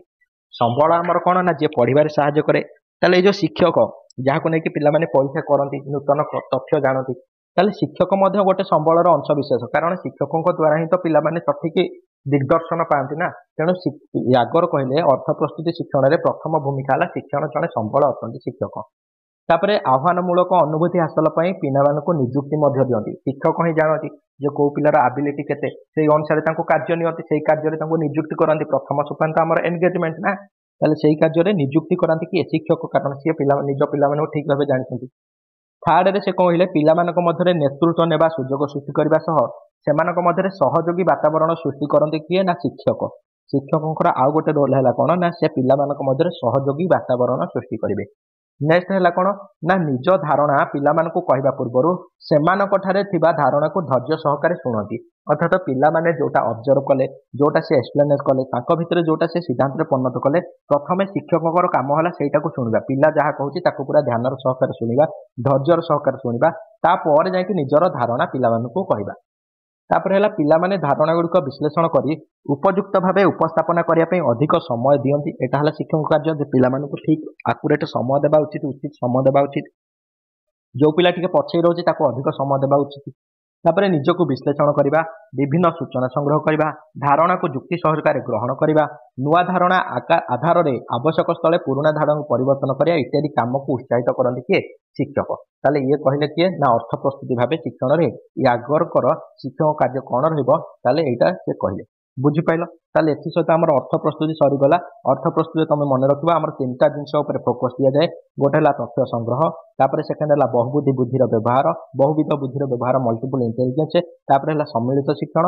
ଆଉ ଆମର ପାଞ୍ଚଟା ସୋପାନ ରହିଲା ଯୋଉଟା 5E ଆମେ କହିଲେ ଏନଗେଜମେଣ୍ଟ, ଏକ୍ସପ୍ଲୋନେସନ, ତାପରେ ଏକ୍ସପ୍ଲାନେସନ କହିଲେ ନିଯୁକ୍ତି, ତନ ପରୀକ୍ଷା ବର୍ଣ୍ଣନା, ତାପରେ ଆମର ରହିଲା କଣ ନା ଏଲାବୋରେସନ ଆଉ ଇଭାଲୁସନ କହିଲେ ବ୍ୟାଖ୍ୟାକରଣ ଆଉ ମୂଲ୍ୟାୟନ। ତାହେଲେ ମୁଁ ଭାବୁଛି ଅର୍ଥ ପ୍ରସ୍ତୁତି ଶିକ୍ଷଣରେ କିଛି ବି ଡାଉଟ ନଥିବ। ଯାହା ବି ଡାଉଟ ତମେ ପଚାରି ପାରିବ, ଆଉ ଆମେ ଯେତେବେଳେ କ୍ୱେଶ୍ଚିନ୍ କରିବା ତମେ ଜାଣିପାରିବ। ତାପରେ ଦେଖ ଶିକ୍ଷଣରେ ମୌଳିକ ଆବଶ୍ୟକତା ଏଗୁଡ଼ିକୁ ଆମେ ବହୁତ ଆଗରୁ ଡିସ୍କସନ କରିଛେ, ଆଉ ଥରେ ବି ଆମେ ଡିସ୍କସନ କରିବା। ଫାର୍ଷ୍ଟ ହେଲା ପରିପକ୍ୱନ। ପରିପକ୍ୱନ କହିଲେ ପିଲାଟା କେତେ ବର୍ଦ୍ଧିତ ହେଲା। ତାହେଲେ ଶିଶୁ ଶରୀରରେ ଅଙ୍ଗ ପ୍ରତ୍ୟେକ ଇନ୍ଦ୍ରିୟ ଗୁଡ଼ିକ ବିକାଶ ପରିପକ୍ୱତାର ହିଁ ପରିପ୍ରକାଶ। ଅନ୍ୟ ଅର୍ଥରେ ଯଦି ଆମେ କହିବା ତାହେଲେ ଶାରୀରିକ ଅଭିବୃଦ୍ଧି ଆଉ ପରିପୃଷ୍ଟର ପୂର୍ଣ୍ଣାଙ୍ଗକରଣ ଧାରାକୁ ପରିପକ୍ୱନ ବା ପରିଣତ ଅବସ୍ଥା କୁହାଯାଏ।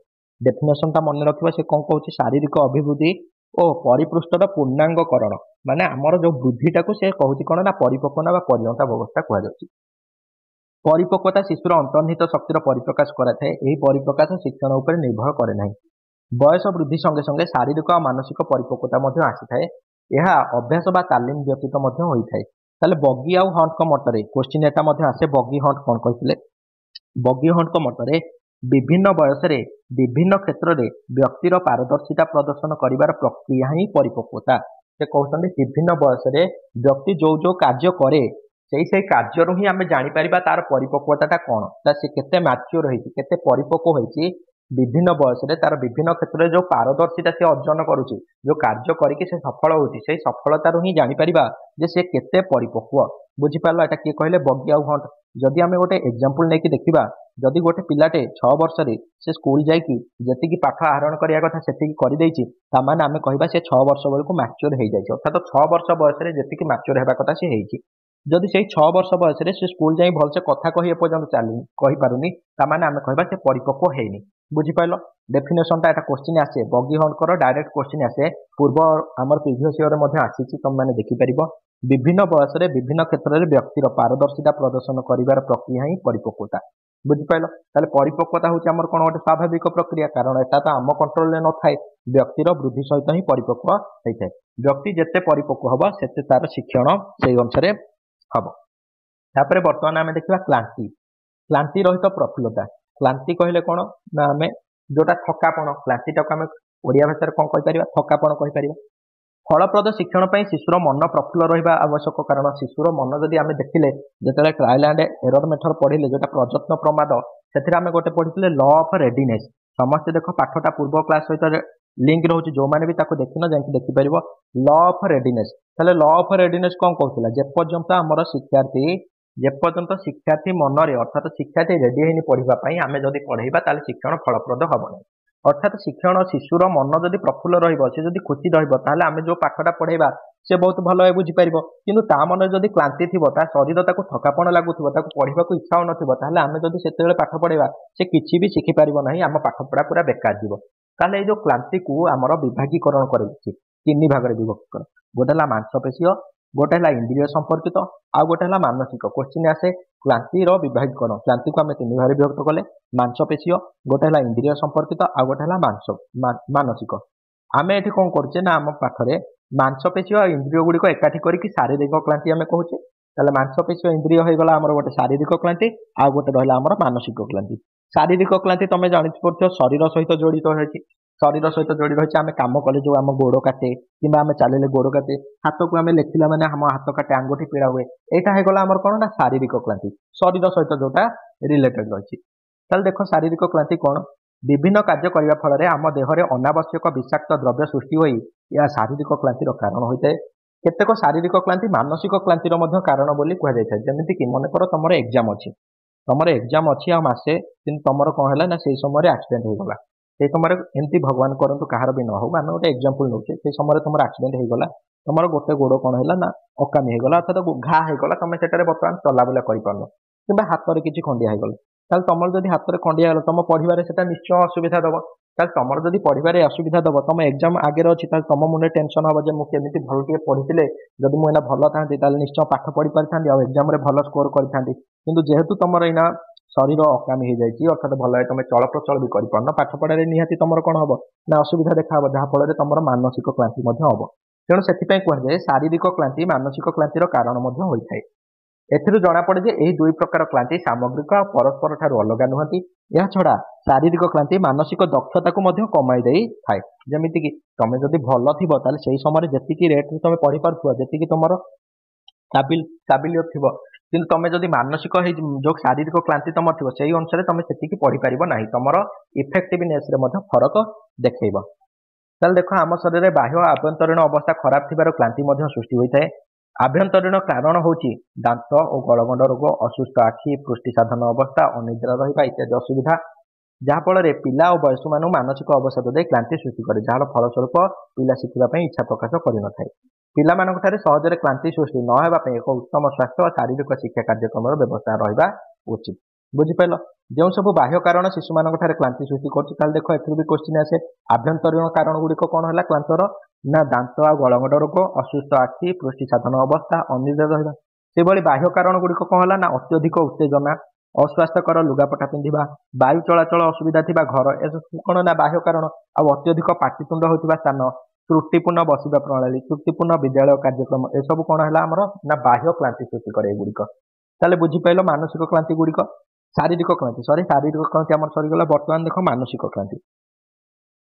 क्लांति विभिन्न कारण सृष्टि हुए पिलामानंठारे विरक्ति भाव सृष्टि करे यह विरक्ति भाव काम करने को आग्रह नथिले सृष्टि हुए आम दैनंदिन कार्य देखीचे जो प्रणाली पिलामाने शिक्षा चाहूबे आम जब से प्रणाली पढ़ेले पिलामानंक मध्य विरक्ति भाव से प्रणाली जब न पढ़ा जो प्रणाली पिलामाने शिखा चाहू नथिबे जदि से प्रणाली आम पढ़ेबा ताले तांको पाखरे विरक्ति भाव सृष्टि हम से शिखा अनिच्छा प्रकाश करेंगे यही असुविधा दूर करने आमर प्रणाली परिवर्तन कि पढ़ुवा समय कि विषय वस्तु परिवर्तन एकांत आवश्यक मनकर आमर शेष पीरियड जोटा 7th पीरियड से पीरियड रे समस्त पिलामानकर कौन ना खेलिबार इच्छा थाए किंतु सेही समय आम ताको जियोग्राफी पढ़ेबा कि मैथ आसिक पढ़ेबा से समय तांकर तो मूल इच्छा ही नथिबो ताले से मैथ फर्मुला केमिति मन रखी केमिति क्वेश्चन करबे जियोग्राफी केमिति मन रखबे घोषिकी ताले सेते बेले आमे समय परिवर्तन करि परिबा किंबा आम पढ़ेबार शैली रे मध्य परिवर्तन करिया पे हमको पढ़िबो आ जते बेले पिला रेडी थिबे सेही समय हमको पढ़ेबा उचित काम आमे ल पढ़ीचे प्रदत्त प्रमाद ममत मादरे ताले आशा करूँ तुम क्लांति विषय बहुत भल भाव बुझीपार शारीरिक क्लांति मानसिक क्लांति जदि बुझीपार निश्चय टिके तले तले कमेंट जनइब कारण तुम कमेंट कले ही मते बहुत खुशी लगुच आ को माने तुम शेयर करनो समस्ते देखुच कि सांग मान पाक शेयर करनो व्यू बहुत कम जाउची मते मध्य भल लगुनि किंतु तुम टिके शेयर करिवो जदि टिके भल व्यू जीवो जदि मते मध्य बहुत खुशी लागिबो आ तुम पई बहुत भल भल कंटेंट क्रिएट करिया को इच्छा हो चल चलो आम बर्तमान पुनर्बलन देखा जमी थंबनेल रे देखिथिबा आम पुनर्बलन आज सारिबा चल देख पुनर्बलन कहले कौन बुझुच पुनर्बलन पुनर्बलन टाक आम जब लक्ष्य करवा देख ये दुईटा वार्ड पुनः युक्तक बल पुनः बल अर्थात पुणी थे बल देवा माने कौन ना कार्य करने प्रेरणा देवा ତାହେଲେ ଏଇଟାକୁ ଆମର କୁହାଯାଏ ପୁନର୍ବଳନ। ତାହେଲେ ପୁନର୍ବଳନ ଆମର ବାଚନିକ ହୋଇପାରେ, ଅଣବାଚନିକ ମଧ୍ୟ ହୋଇପାରେ।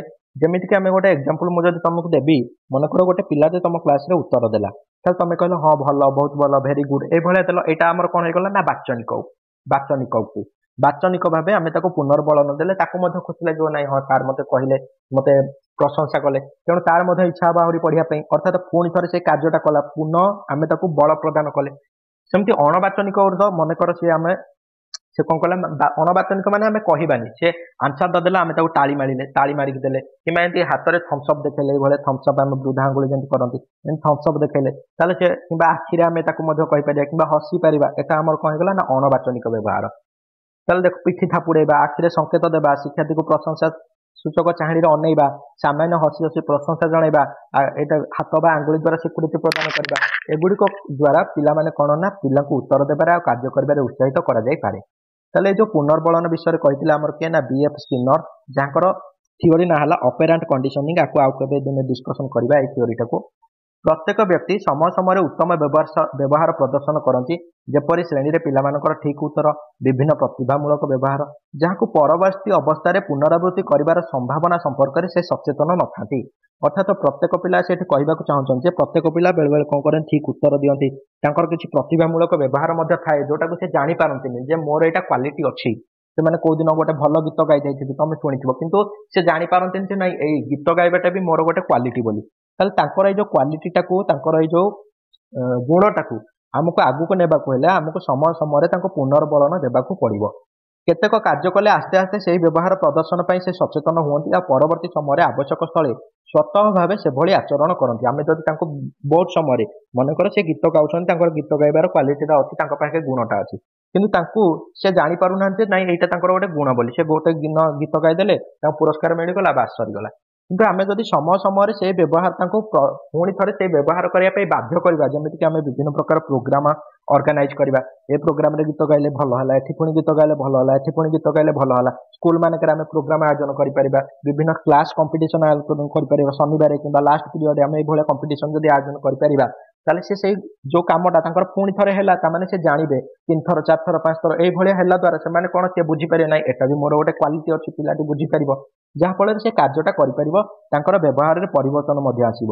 ଯେଉଁ ପ୍ରକ୍ରିୟା ଦ୍ୱାରା ଚାହୁଁଥିବା ବ୍ୟବହାର ବାରମ୍ବାର ପ୍ରଦର୍ଶନ କରି ଦୃଢୀକରଣ କରାଯାଏ ତାକୁ ହିଁ ପୁନର୍ବଳନ ପ୍ରକ୍ରିୟା କୁହାଯାଏ, ଏବଂ ଯାହା ଦ୍ୱାରା ଏହି ପୁନର୍ବଳନ ହୋଇଥାଏ ତାହାକୁ ପୁନର୍ବଳନ କାରକ କୁହାଯାଏ।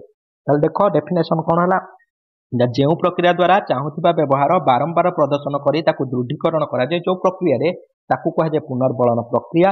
ଆଉ ଯୋଉ କାରକ ସେଥିରେ ହେଲ୍ପ କରେ, ଯେମିତି ଆମେ ଏଇ ଯୋଉ ଫଙ୍କସନ ଗୁଡ଼ିକ ଅର୍ଗାନାଇଜ କରିବା, ଏ ଫଙ୍କସନ ଗୁଡ଼ିକ ହେଲ୍ପ କଲା ପିଲାଟିକୁ ତାର ସିଙ୍ଗିଂ କ୍ୱାଲିଟିଟାକୁ ଜାଣିବା ପାଇଁ, ତାହେଲେ ଏଇ ଯୋଉ ଫଙ୍କସନ ଗୁଡ଼ିକୁ କୁହାହେଲା କଣ ନା ପୁନର୍ବଳନ କାରକ। ବୁଝିପାରିଲ? ତାହେଲେ ପୁନର୍ବଳନ ପୁଣି ଦୁଇ ପ୍ରକାର ହେଇପାରେ, ଗୋଟେ ହେଲା ସକାରାତ୍ମକ ପୁନର୍ବଳନ, ଆଉ ଗୋଟେ ହେଲା ନକାରାତ୍ମକ ପୁନର୍ବଳନ। ତାହେଲେ ମୁଁ ଦେଖ, ତମକୁ ଏଠାରେ କିଛି ପଢିବାକୁ ପଡିବନି, ବହିରେ ଗୁଡ଼ିକ ଅଛି, ତମେ ପଢିପାରିବ। ତାହେଲେ ଦେଖ, ମୁଁ ତମକୁ ଗୋଟେ ଏକ୍ସାମ୍ପଲ ଦଉଛି, ସକାରାତ୍ମକ ପୁନର୍ବଳନ କଣ ଆଉ ନକାରାତ୍ମକ ପୁନର୍ବଳନ କଣ। ପୁନର୍ବଳନ ଆମେ ଦି ପ୍ରକାର ପଢିଲେ, ଗୋଟେ ହେଲା ସକାରାତ୍ମକ, ନୋଟ କରିଦବ ସକାରାତ୍ମକ, ଆଉ ଗୋଟେ ହେଲା ନକାରାତ୍ମକ। ଦେଖ, ତମେ ଭିଡିଓଟାକୁ ଯଦି 2 ଥରରୁ 3 ଥର ଦେଖିବ, ବହୁତ ଛୋଟ ଛୋଟ ଭିଡିଓ ଅଛି, ତମେ ଯଦି ଦେଖିବ 2x ବି ଦେଖିପାରିବ ଯେତେବେଳେ ରିଭିଜନ କରିବ, ତାହା ଦ୍ୱାରା ତମର ରିଭିଜନ ହେଇଯିବ, ଆଉ ବହୁତ କମ ସମୟରେ ମଧ୍ୟ ତମର ରିଭିଜନ ହେଇପାରିବ। ନୋଟ ମଧ୍ୟ ତମେ ବନେଇବାକୁ ପଡିବନି, କେବଳ କୋଶ୍ଚିନ୍ ଗୁଡ଼ିକ ପ୍ରାକ୍ଟିସ କରିବ, କୋଶ୍ଚିନ୍ ମଧ୍ୟ ଆମେ ପ୍ରାକ୍ଟିସ କରିବା। ତାହେଲେ ସକାରାତ୍ମକ ପୁନର୍ବଳନ କଣ, ନକାରାତ୍ମକ ପୁନର୍ବଳନ କଣ। ତାହେଲେ ଦେଖ, ମନେକର ଆମେ ଶ୍ରେଣୀରେ ପାଠ ପଢୁଛେ, ପିଲାମାନେ ପାଠ ପଢୁଛନ୍ତି, କିନ୍ତୁ ବହୁତ ଜୋରେ ଗରମ ହେଲା। ତାହେଲେ ଗରମ ହେଲା ଫଳରେ ଶିକ୍ଷକ କଣ କଲେ ନା ପାଠ ପଢାରେ ପିଲାମାନଙ୍କର ଟିକେ ଦେଖିଲେ ଯେ ପିଲାମାନଙ୍କର ଆଉ ମନ ଲାଗୁନି, ଜୋରରେ ଝାଳ ବହୁଛି, ସେତିକି ବେଳୁ ଶିକ୍ଷକ କଣ କଲେ ନା ଫ୍ୟାନ୍ ଆଣିକି ଲଗେଇଦେଲେ, କିମ୍ବା ଫ୍ୟାନ୍ ସୁଇଚଟାକୁ ଅନ୍ କରିଦେଲେ। ତାହେଲେ ଫ୍ୟାନ୍ ସୁଇଚଟାକୁ ଅନ୍ କରିଦେବା ଫଳରେ ପୁଣି ଆମର ଥଣ୍ଡା ପରିବେଶ ଆସିଲା, ପିଲାମାନେ ପୁଣି ପାଠ ପଢାରେ ମନୋନିବେଶ କଲେ।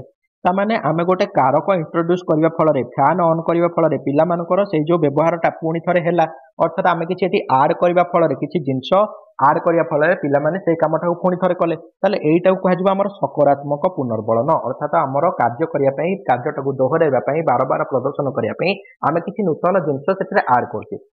ନକାରାତ୍ମକ ପୁନର୍ବଳନ କଣ ହବ ନା, ଦିଟା ଯାକରେ ପିଲାମାନେ କାର୍ଯ୍ୟ କରିବେ। ନକାରାତ୍ମକ ପୁନର୍ବଳନ ନା, ପିଲାମାନେ ପାଠ ପଢୁଥିଲେ, ହଠାତ୍ କଣ ହେଲା ନା ରାସ୍ତାରେ, ଆମର ସ୍କୁଲ ରାସ୍ତାରେ ଡିଜେ ଗାଡି ଗଲା, ଡିଜେ ଗାଡି ଜୋରେ ସାଉଣ୍ଡ ହେଲା, ପିଲାମାନଙ୍କ ପାଠ ପଢାରେ କଣ ହେଲା ନା ଅସୁବିଧା ଦେଖାଗଲା। ଶିକ୍ଷକ ଏଇ ସମୟରେ କଣ କଲେ ନା, ଏଇ ଡିଜେ ଗାଡିର ସାଉଣ୍ଡଟାକୁ ହଟେଇବା ପାଇଁ ସେ କଣ କଲେ ନା ଝରକା ବନ୍ଦ କରିଦେଲେ, ଝରକା କବାଟ ବନ୍ଦ କରିଦେଲେ, ଆଉ ଲାଇଟ୍ ଅନ୍ କରିଦେଲେ। ताले झरका कमाट बंद करदेले ए डीजे गाड़ी साउंड टाको आसवाक न देवा ताले एई समय पिलामानक पाखु साउंड आसिलानी पिलामाने पुणी पाठ पढ़ले ताले एठी आमे कोन कले ना जोटा डिस्टर्बांस सृष्टि करथिला आमे ताको दूरेई देला फल आमर व्यवहारटा पुणी थे प्रदर्शन है। देख पुणी थे कौच सकारात्मक नकारात्मक दीटा जाकर आमर प्रदर्शन पुणी थे हम एटारे भी प्रदर्शन पुणी थे हम एटारे भी प्रदर्शन पुणी थे हम एटा भावन सकारात्मक माने प्रदर्शन हम नकारात्मक माने प्रदर्शन हेनी सकारात्मक भी आम पुणी थे बारंबार प्रदर्शन करवा नकारात्मक बारंबार प्रदर्शन करवा किंतु सकारात्मक आम किसी जिनस आड करके बारंबार प्रदर्शन करवा नकारात्मक जिनस किसी दूरेई देकी जोटा तापर बैड इंपैक्ट पकाउथिबो सेटा दूरेई देकी आम प्रदर्शन पुणी करवा एटा कहुए नकारात्मक पुनर्बलन। ताल देख उपरोक्त आलोचना आम जदि जानिबा जार प्रयोग में बांछित व्यवहार पुनः प्रदर्शन संभावना वृद्धि पाए जार प्रयोग में फैन टा आम प्रयोग कले बांछित व्यवहार कहले आमर जोटा इच्छा थिला पिला माने पाठ पढ़िबे पुनः प्रदर्शन संभावना वृद्धि पाइला ताकू आम कहले सकारात्मक पुनर्बलन कारक आ तार प्रयोग प्रक्रिया कहले सकारात्मक पुनर्बलन जमिति आम फैन एग्जांपल नेले जार दूरीकरण में बांछित व्यवहार पुनर्प्रदर्शन संभावना वृद्धि पाए देख दुईटा पुनः प्रदर्शन संभावना वृद्धि पाइब एठी दूरीकरण में प्रयोग में ताकू नकारात्मक पुनर्बलन कारक आ प्रक्रिया को नकारात्मक पुनर्बलन कहुए ये आम डीजे गाड़ी हटईदेले साउंड टाक श्रेणी गृह को आसवाक देले ना ताले बुझीपाल सकारात्मक पुनर्बलन नकारात्मक पुनर्बलन कौन श्रेणी गृह में पुनर्बलन किपरि आम कार्यकारी करिपरिबा देख श्रेणी में किपरि पुनर्बलन करिया ना पिलामान सह भल संपर्क रखिबा सेमानक सुविधा असुविधा जानिबा केउं पिलार केउं व्यवहार पुनर्प्रदर्शन आशा करा जाए ताहा निश्चिंत करिबा एही व्यवहार हुए तो सब श्रेणी पिला शिक्षा संबंधी होइपारे पुनर्बलन केतक आवश्यक स्थल स्थिर हम से दुईटी उपाय व्यवहार कराए प्रथम उपाय कौन है ना बांछित व्यवहार प्रदर्शन ठीक पर पुनर्बलन कारक व्यवहार कराए और यहाँ एक निर्दिष्ट समय व्यवधान पुणी थे पुनर्बलन कले बांछित व्यवहार पुनर्प्रदर्शन शिक्षक आगे प्रथम उपाय कौन ना मनकर से गोटे व्यवहार कला ठीक सांगे सांगे पुणी थे पुनर्बलन देदेले से व्यवहार कला पुणी किसी दिन गैप रखिकी पुणी से पुनर्बलन कारक को देदेले से पुणी बांछित व्यवहार करवा प्रथम उपाय।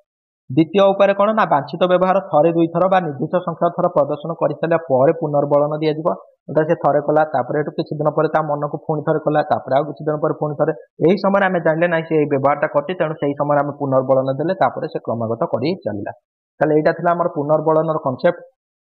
ताले देख उपकरण शिक्षादान आम उपकरण शिक्षादान उपकरण को व्यवहार करती कौन पे ताले देख शिक्षादान शिक्षण प्रक्रिया को सरस सार्थक और अर्थपूर्ण करने विभिन्न पाठ उपकरण आवश्यकता रही शिक्षादान को मनकर आम गोटे कनसेप्ट अच्छे त्रिभुजर कनसेप्ट कह कि चतुर्भुजर कनसेप्ट कह पिला से अनुमान आम जो त्रिभुज कहूचे से यहीटा त्रिभुज बोली से जानीपारूनी किंतु आम जो त्रिभुजर चित्र आंकी दौचे कि गोटे त्रिभुज आमको पेपर काटिकी देखा निश्चय से बहुत भल भाव बुझीपर त्रिभुजटा कौ भाया कि चतुर्भुज क्षेत्र में से भाया कि आम जो गोलोक विषय कहूचे गोलोक कहले जेहेतु यहाँ 3D स्ट्रक्चरटा से बुझीपारूनी किंतु से समय आम जो गोटे बल्टे आनिक देखा क्रिकेट बल हो कि फुटबल बल आनिक देखा से से आराम से बुझीपर से भाई समघन समघन को से वर्गचित्र बुझीपारे यहाँ जेहतु 2D स्टेपटा तुम चित्र देखल ब्लाकबोर्ड करके देखल किंतु जो समघन कहूँ एटा जेहतु गोटे 3D स्टेपटा 3D स्ट्रक्चरटा से जानीपारूनी से आम गोटे लुडु गोटी आनिक मनकर देखईदेले से आराम से बुझीपर शिक्षादान को सरस सुंदर आ सार्थक और अर्थपूर्ण अर्थात पिला बुझीपर आम कौन करनी ना पाठ उपकरण गुड़िकर व्यवहार करती जेहेतु पाठ उपकरण गुड़िक शिक्षण लक्ष्य आ उद्देश्य साधन में सहायक होता है एगुड़ी को शिक्षा साधन सामग्री कहुए मन रखा यार नेक्स्ट अन्य नाम कौन ना शिक्षा साधन सामग्री कठिन आ दुर्बोध विषय गुड़िक सहज सरल उपाय बोधगम्य और हृदयग्राही कराया उपकरण गुड़िक निहाती दरकार यही उपकरण गुड़िक शिक्षार्थी मन में कौतूहल और उद्दीपना सृष्टि करे तार इच्छा हुए सेमती आम जब कह समघन विषय कह इच्छा हेनी कि आम जब गोटे लुडु गोटी धरई देकी कह तुम धार संख्या गण शीर्ष संख्या केतेटा अच्छी गण पार्श्व संख्या केतेटा अच्छी गण से आराम से गोटे कौतूहल लगे खुशी लगे जेहेतु लुडु गोटीटा प्रति पार्श्व में मिलूँ सबुदिन से देखुची तेणु ताकू गणिया ना यहाँ 1 2 3 4 5 6 ये से आराम से गणी कह कि आम गोटे चित्र कहीदेवा कह समघन चित्र आके से कर ताले एथर गणिया बहुत असुविधा हम तेणु शिक्षादान को सरस सुंदर करने आम करते आल शिशु मन में कौतूहल सृष्टि उद्दीपना सृष्टि तेणु एगुड़ी को प्रदीपन कहुए गोटे है शिक्षा साधन सामग्री आ गोटे है प्रदीपन कहुए उपयुक्त शिक्षादान पद्धति उच्चकोटीर शिक्षादान शिक्षण कौशल और यथास्थान आग्रह सृष्टिकारी प्रदीपन व्यवहार द्वारा श्रेणी गृह में मनोज्ञ परिवेश सृष्टि कर शिक्षादान शिक्षण सफल कर ଶ୍ରେଣୀଗୃହରେ ଏଗୁଡ଼ିକର ଗୁରୁତ୍ୱ ଯଥେଷ୍ଟ ବେଶୀ। ଅର୍ଥାତ୍ ଆମେ ମନ ଇଚ୍ଛା ଯେକୌଣସି ସମୟରେ ଆମେ ତାକୁ ପୁଣି ଉପକରଣ ଗୁଡ଼ିକ ଦେଲେ କିଛି ବି ଲାଭ ହେବନି। ଯେଉଁ ସମୟରେ ଶିକ୍ଷାର୍ଥୀ ତାକୁ ଦରକାର, ଯେଉଁ ସମୟରେ ସେ ବ୍ୟବହାର କରିପାରିବ, ଯେଉଁ ସମୟରେ ବ୍ୟବହାର କଲେ ଆମର ଶିକ୍ଷଣ ଅଧିକ ଫଳପ୍ରଦ ହେବ, ସେହି ସମୟରେ ଆମେ ଯଦି ଏଇ ଉପକରଣ ଗୁଡ଼ିକ ତାକୁ ଦେବା ତାହେଲେ ସେ ନିଶ୍ଚୟ ଫଳପ୍ରଦ ହେବ, ଆମର ଶିକ୍ଷାଦାନ ଉଦ୍ଦେଶ୍ୟର ଲକ୍ଷ୍ୟ ସାଧନ ହେବ। ତେଣୁ ଆମେ ତାକୁ ଦେଖିବା। ତାହେଲେ କିଛି ନିୟମ ଉପକରଣର ପ୍ରକାରଭେଦ ଫାଷ୍ଟ ଦେଖିବା। ତାହେଲେ ଉପକରଣକୁ ଆମର ତିନି ଭାଗରେ ବିଭକ୍ତ କରାଯାଇଛି। ଗୋଟେ ହେଲା ଦୃଶ୍ୟ ଉପକରଣ, ଯେଉଁଥିରେ କେବଳ ଦେଖି ହେବ। ଗୋଟେ ହେଲା ଶ୍ରାବ୍ୟ ଉପକରଣ, ଯେଉଁଥିରେ ଆମେ କେବଳ ଶୁଣିପାରିବା। ଆଉ ଗୋଟେ ହେଲା ଦୃଶ୍ୟ ଶ୍ରାବ୍ୟ ଉପକରଣ, ଯେଉଁଥିରେ ଆମେ ଉଭୟ ଦେଖିପାରିବା ଆଉ ଶୁଣିପାରିବା।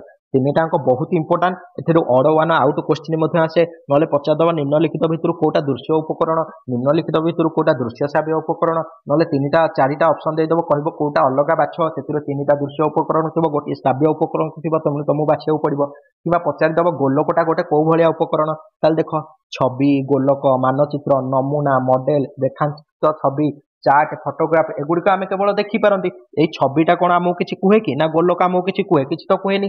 ଆମେ ଏଥିରୁ ତ କିଛି ଶୁଣିପାରନ୍ତିନି, ଆମେ କେବଳ ତାଙ୍କୁ ଦେଖନ୍ତି। ସେଥିପାଇଁ ଏଇଟାକୁ କ'ଣ କୁହାହେଲା? ନା ଏଗୁଡ଼ିକୁ କୁହାଗଲା ଦୃଶ୍ୟ ଉପକରଣ। ତାହେଲେ ଶ୍ରାବ୍ୟ ଉପକରଣ କୋଉରା? ନା ଯୋଉଥିରେ ଆମେ ଶୁଣନ୍ତି, ଯେମିତିକି ରେଡିଓ।